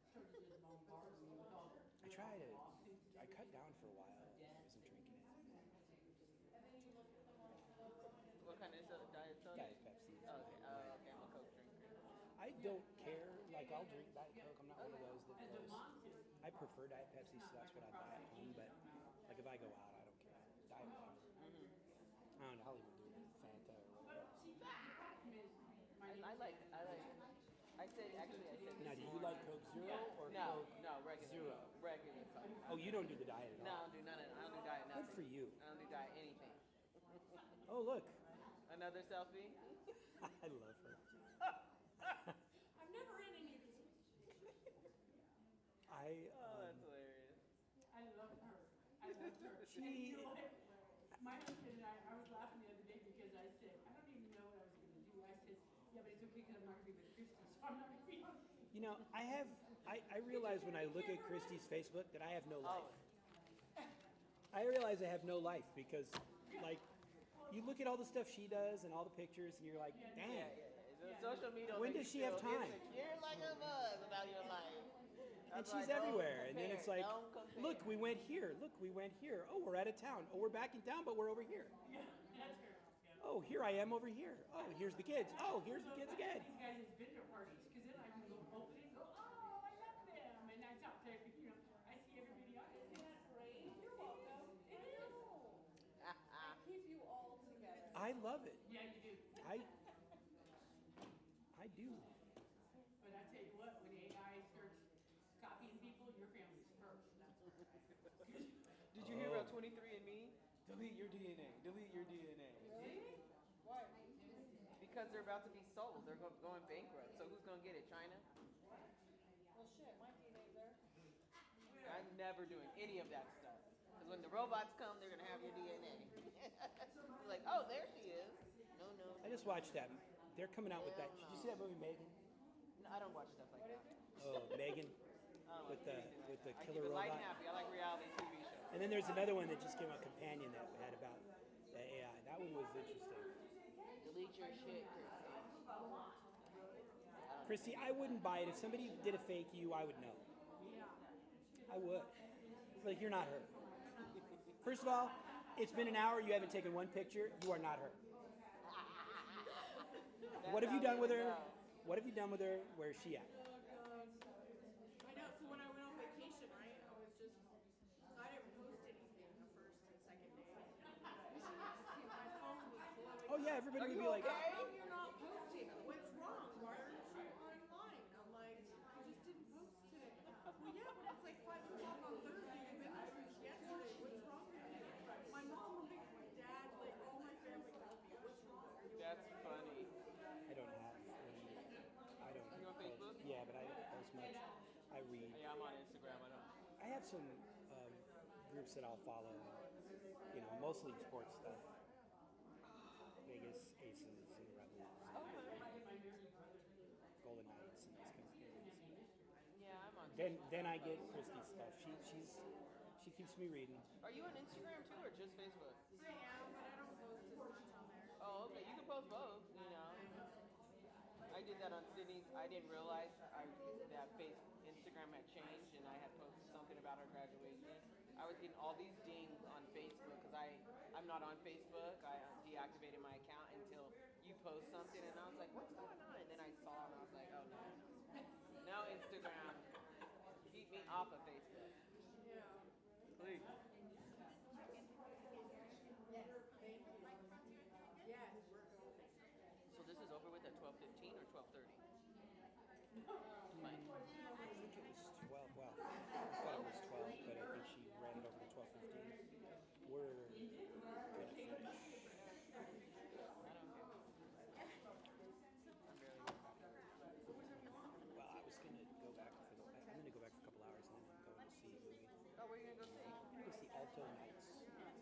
So I have a group of friends that I go to movies with on the weekends. Cool. Yeah, and so there's occasionally movies they don't want to go to. And so this one is one my mom wants to see. My stepfather died a year ago last January. No, it's okay. But my mom, I've tried to do more stuff with my mom just to keep her Is it busy. just you? Do you have any other siblings? I Or have just you? a sister, but she's got some mental illness. Don't we all got one? Well, yeah, but so she lives with my mom, but she's not. And mine has a child. Yeah, thank God mine doesn't. Okay, so you help out. You're the one. You're the dependable one. I'm the one that, so I try to make sure my mom is. So we go to some movies, and she's joined my movie group for most movies, but my mom is different. Like, I go to the movies just for the social part of it. I'll see anything. My mom only goes when it's a movie she wants. She's like, no, I'm not seeing it. But we went to, I started going to this thing called Screen Unseen, which is, AMC has it, where it's a movie that it's not out yet. It's guaranteed to be a feature film, like, a big one, but it hasn't come out yet. But it's mystery. It's Monday nights, and you don't know what it is until it comes on the screen. So you'll see. So far I've seen 2 movies that I would not have seen just based on the previews and that. Okay, and you like them? One of them. The Okay, other one was okay, very fair. disturbing. Oh, okay. Well, because we seen 3 of them. We saw the first one I saw was Nova King, which was the comedy. Oh, yeah. That just came out, right? A couple weeks ago, but I'm actually going to see it again Friday with my friends because Okay. they haven't seen it. Did you like it? Yeah, it's all right. It's just one of those. All right, we're coming back in. All right. It should be interesting to see the TPD. There's a lot of people that were confused. Yeah. The TPD That was on confuses purpose. Everybody. That's good. Okay. Hold on, give it a second. The groups are rejoining. Okay, I think everybody's on. Okay, I kind of threw you to the wolves on that one. I was debating, okay, do we go through this together and go through it? And then I thought, nah, let's just have some fun and see what we get. So let's take a look at the answers to this one. First, I did not put a D46 up there because I didn't think anybody could read it because those come out too small. Instead, I just kind of put your answers okay. Now, these numbers, I should point out, may or may not be realistic as far as what they would come out as far as the, I didn't try to figure that out because that was too much work. So I just put some numbers up there so we could appreciate the calculations. By the way, it's only 6 days, not 7. Did I do it wrong again? Are you sure? Yeah. Oh my goodness. So they're actually doing nothing. Oh, Go, girl, go. That's right. I made a typo on these. Well, we're going to have to correct the next few then. Thank you for correcting that. Yeah, thank you. That is supposed to be 7 days. 6 days. No, it's actually supposed to be 7, Oh, okay, yeah. but it's 6. Okay, well, let's do this. Let's do it both ways, since I made a typo again. That's the second one. Now, that's it. Well, it also says that Nicole and I suck because we didn't catch it. Well, if you didn't catch the time, well, you might have. All right, let's first, since the answer I wanted to do was 7 days, let's first pretend that this was a 7-day, so it should have been 2/22 to 2/28, but that's okay, we'll do it both ways. So had this been a full week, which was what my intention was, my apologies again, we would have been looking at a 7-day work week. And we would have started out by taking what the TTD rate would have been for that. So we would have taken $25 a day times the 7 days, which would have given us $175. Now, if you did it based on 6 days, then of course you came up with $150. And we'll have a different answer. Let's start with the 175, and we'll say that this person earned 175. Or excuse me, 175 was the comp rate. Okay? So once we have that, once we have the 7-day comp rate, we move down to the gross pay, which we got as $200. We subtracted the FICA, the Social Security, and the taxes, which gives what I call the adjusted gross. That's just a name I made up, but it's basically taking the $200, subtract 15, subtract 10, subtract 25, and we get 150 as the adjusted gross. And then we take our 175, which was our TTD rate for that period. We subtract our adjusted gross, and we come up with 25 bucks. That's what it was supposed to be. You're an overachiever, Diana. But since this was only 6 days actually technically on the dates, if you did it that way, then you came out with $150 as your adjusted gross. No, 150. No, 150 as your TTD rate. My apologies again. Adjusted gross is 150, so. Yeah, so then you would have had a 150 minus 150. You would have had 0. So if you came up with 0 on your example, you were correct based on the dates that I gave you. If you were a mind reader and you knew what I meant, then you came up with 25 bucks and the answer I intended for you to do it. So for the next one, please make the change Please make the change on pay period, and please make it the 22nd Michael, through the 28th. Yes, if ma'am. it's 0, do we have to write a letter? You bet. I'm just gonna do that for them to You bet. Thank you very much for bringing that up. I should not gloss over that.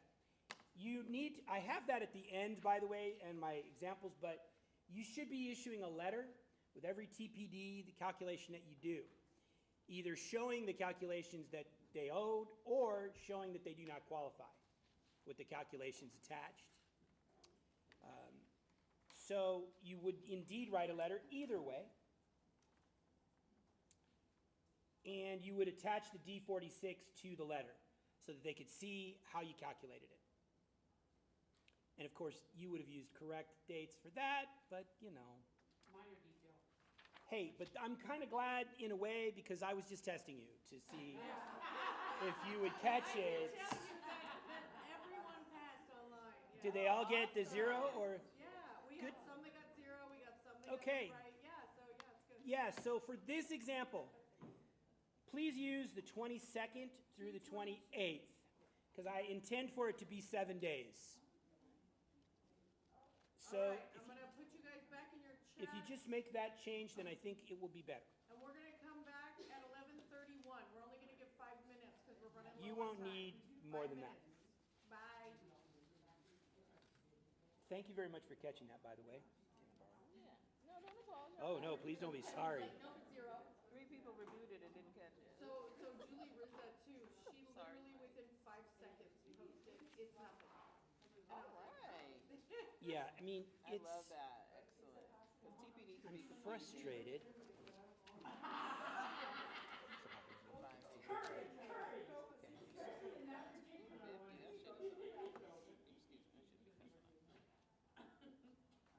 Watch my mouth.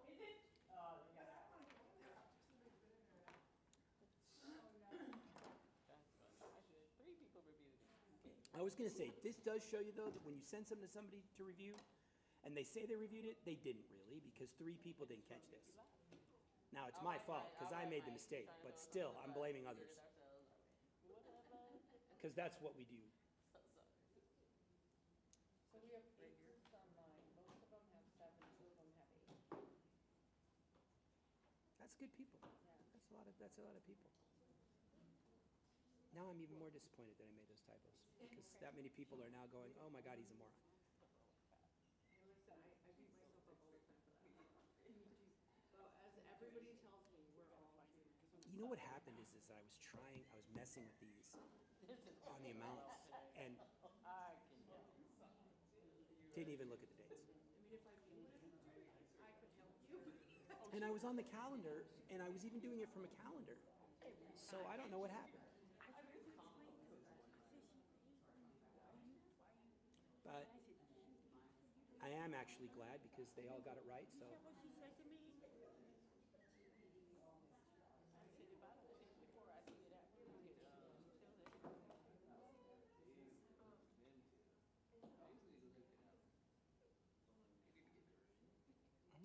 So there's a couple of things that I want to say before we can do this,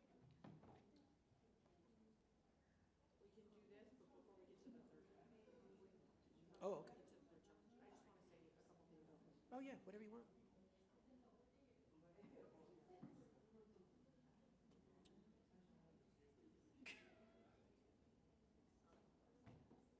She always does. She always throws it in. And then she.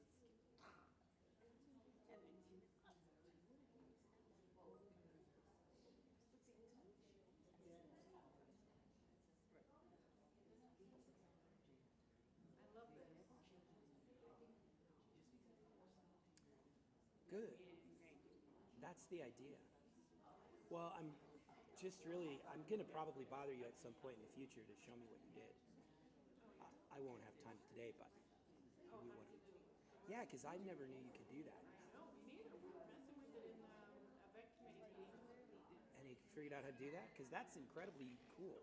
Well, so that's because we were originally going to move That's this. right. I thought. Remember, I think we That's talked why I wrote it about high. maybe it's Don't respond. Don't be mad. Don't be all right. You'll be I'm all going to tell right. you the truth, Chris. This is the thing. I didn't know that I was teaching this till the announcement came out. And a friend came, one of my other adjusters, and said, how come you didn't tell me that you're doing a class? And I said, I'm not. Yeah, and the people that were supposed to tell me, which I'm convinced was this one, and they didn't tell me. So I found out when she sent me the announcement and my name's on it. invite with your name on it. And I'm like, oh, I guess They did say they were going to volunteer. Looking for misery. I'm cool with it. I was fine, but I'm like, well, what if she hadn't sent me the announcement? Like, I'm not kidding. I didn't. So next time, don't count on those two. You send me it. I'm happy to do anything that. Well, that's what they said. She hasn't yet? Oh, I can, and it doesn't. Even when I don't make typos, it doesn't take a long time. But I need some time. And I said to Nicole, I said, so I didn't even know I was doing this. He goes, I think that's my fault. I'm like, it probably is because, She had almost a month to do the calculations. well, that I didn't know either. And so she's like, well, we got to turn this into Chrissy today. And I'm like, because see, the problem is the ones we gave you this one, they didn't work when I actually put them in place. So that's why I had to change them all. But I didn't know that you needed it ahead of time. And I was, next time, oh, She would drive. yeah, I wasn't close. Well, next time, Yeah, well, I'll communicate. like I said, it's, Christina were like, we just like to wait. Your folks said they were. I've told them all, you know, I love, Alright, we're coming back in. Sometimes I do that on purpose. She don't do that. Gotta be busy. so, oh, that's right, I gotta wait. To the ding, ding, ding. I gotta wait for the dings. I got you. I'm calling him right now. We're gonna get people in here like a little dinger or something, like, you know, so when you're done, you can just click on it.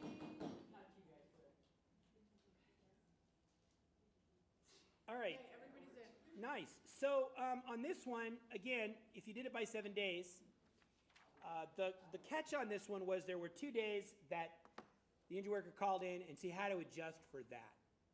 So if you look at the answer, you actually are going to take your $25 and multiply it by 5 days because there are 2 days deducted because of the call-in. So if you did that, I'm now very worried about my numbers because I messed that last one up. It's $125, which if we then take our gross pay of $140, we subtract 5, we subtract 250, we subtract 10, come up with an adjusted gross of $122.50. We take our 125 TTD rate, we subtract the 122.50, and this person's entitled to 250. Keep that. 250. Now, They're never that low, right? never, Okay, very I was rarely. just wondering. I was having a heck of a time. I was trying to keep the numbers the kind that you could do in your head if you had to. They've been that low at the county. Really? Yeah, $5. Yeah, you know, you do occasionally get it, but You get it though. You rolled it. notice also that I've had 401k on there the whole time and I've just ignored it because that would be something we wouldn't deduct. So it's kind of on there as a red herring or a non sequitur if you prefer, or a distractor.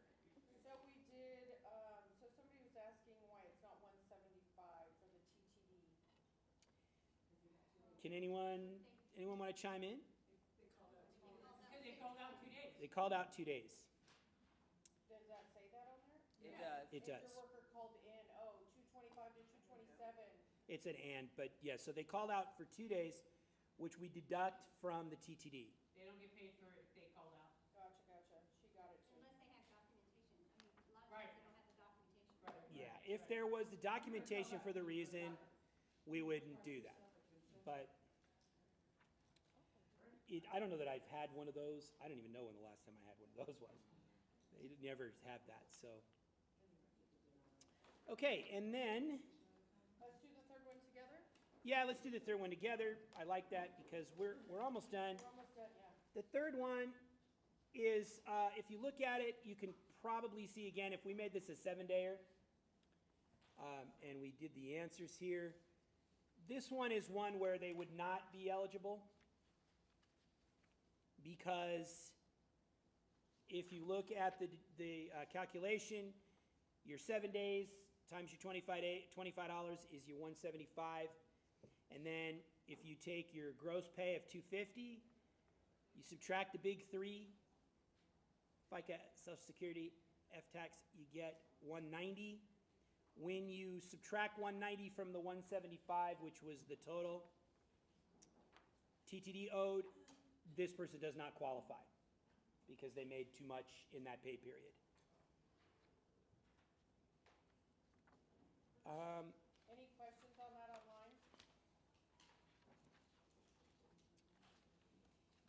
Now, there's a,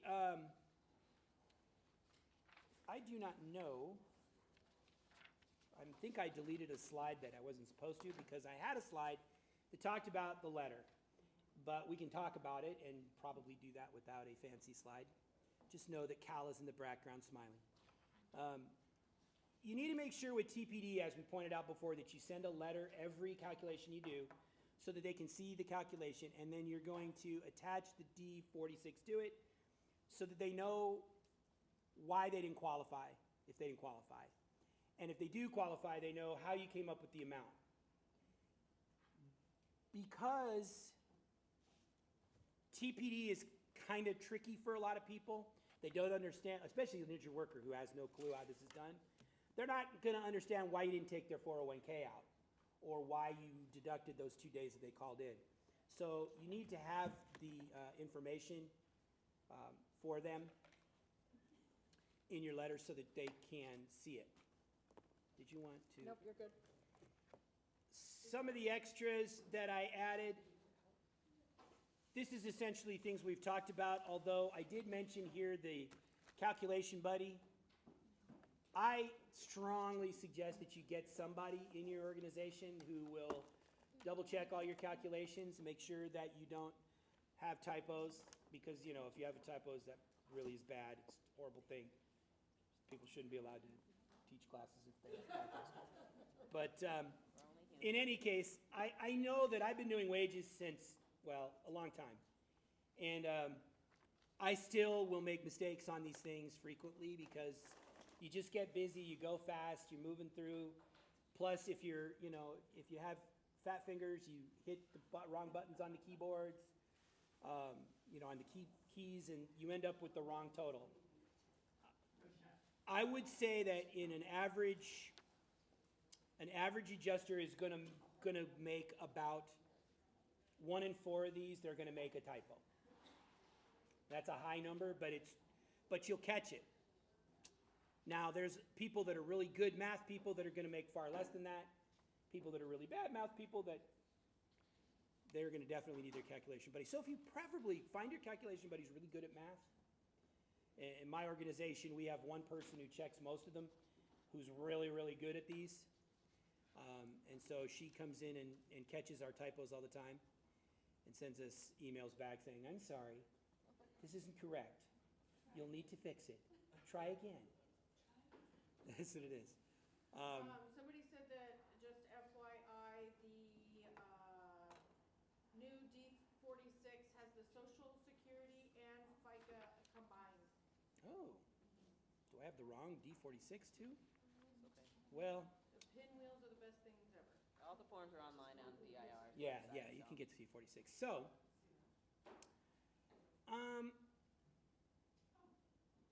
so I have on there double, triple, quadruple check.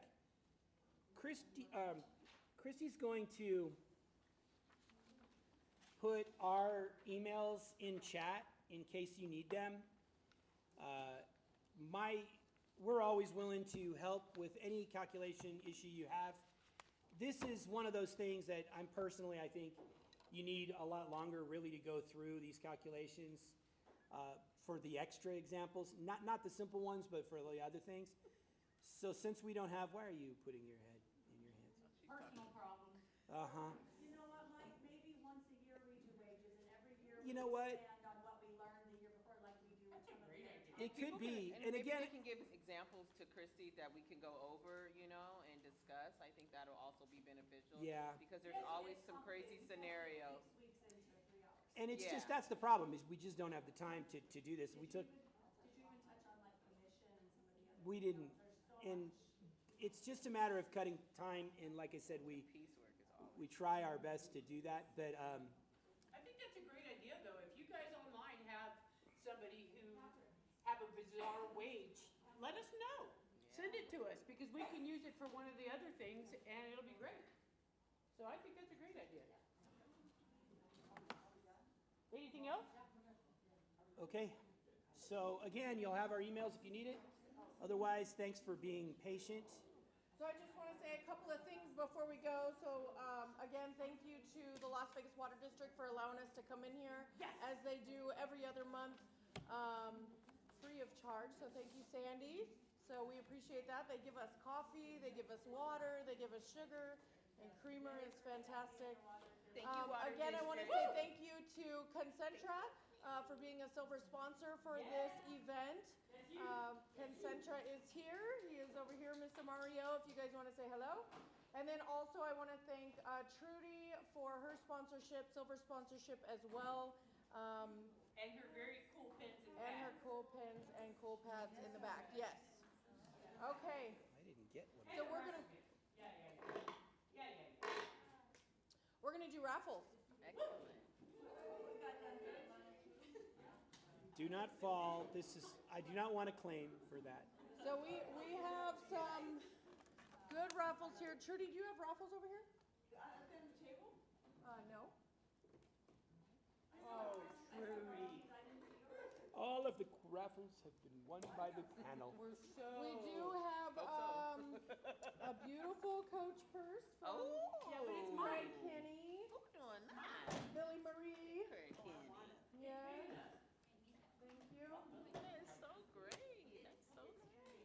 Okay, so just grab me some tickets.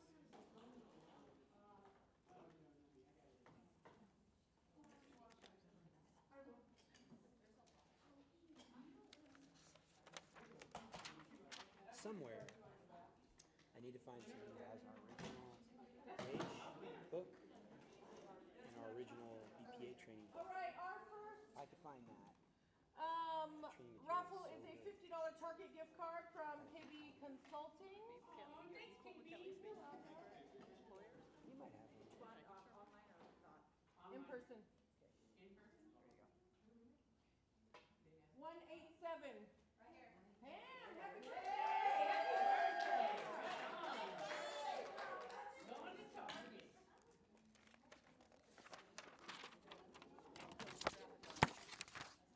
Tell me in person or online, I have a whole handful of them. So we're gonna do these. We got 3 of them for in person or online. The rest are gonna be in. I got 3 online's right there. Okay. Online, here you go. Online, we have a $50 Amazon gift card for Tracy Pitts. You guys want to take that back? Who's it from? From TBJ Consulting. Let them know, huh, Trudy? I know. Did you see that? She's Let like, them know, Trudy. So don't try to do that with her. who is that? In person. Who's in person? That's why she doesn't let me call him out no more. That's true. From TBJ Consulting, from Trudy. This is a $50 Amazon gift card. Winning number, Name. no, winning number 984. Oh, look at that. Oh, we see how you guys are. All right, in person, we have what was that? a $50 Amazon gift card from KB Consulting. Oh, yeah, it is that number. 978. 978. No, not even. Get in the 100s. No. 978? No, 978. In person? 978, I knew it. Oh! Okay. This just shows you that Ann should not be your calculation buddy. Always win. No, I should never be a calculation lady. All Corbell right, always in person, our next one is from Trish Gibson, Advanced Occupational Health Centers, $25 Starbucks gift card, a little candle, little goodies. 183. Ooh.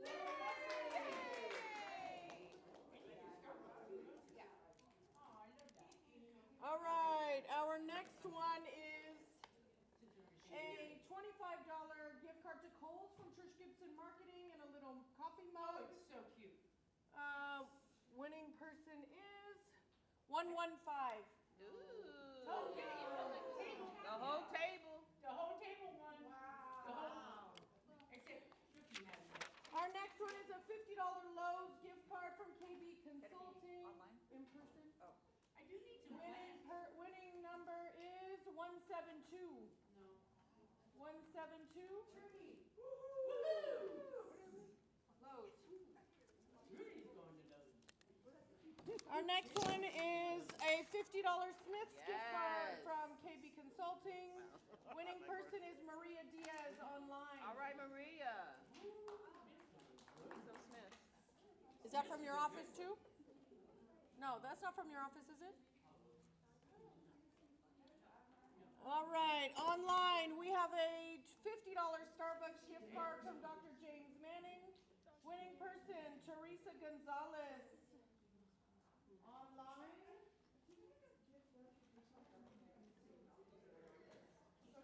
I need more in person. Sure, I'll do one here. We have a $50 TBJ consulting from for Amazon. Cynthia Helena online. You know, there's your odds are a little bit better.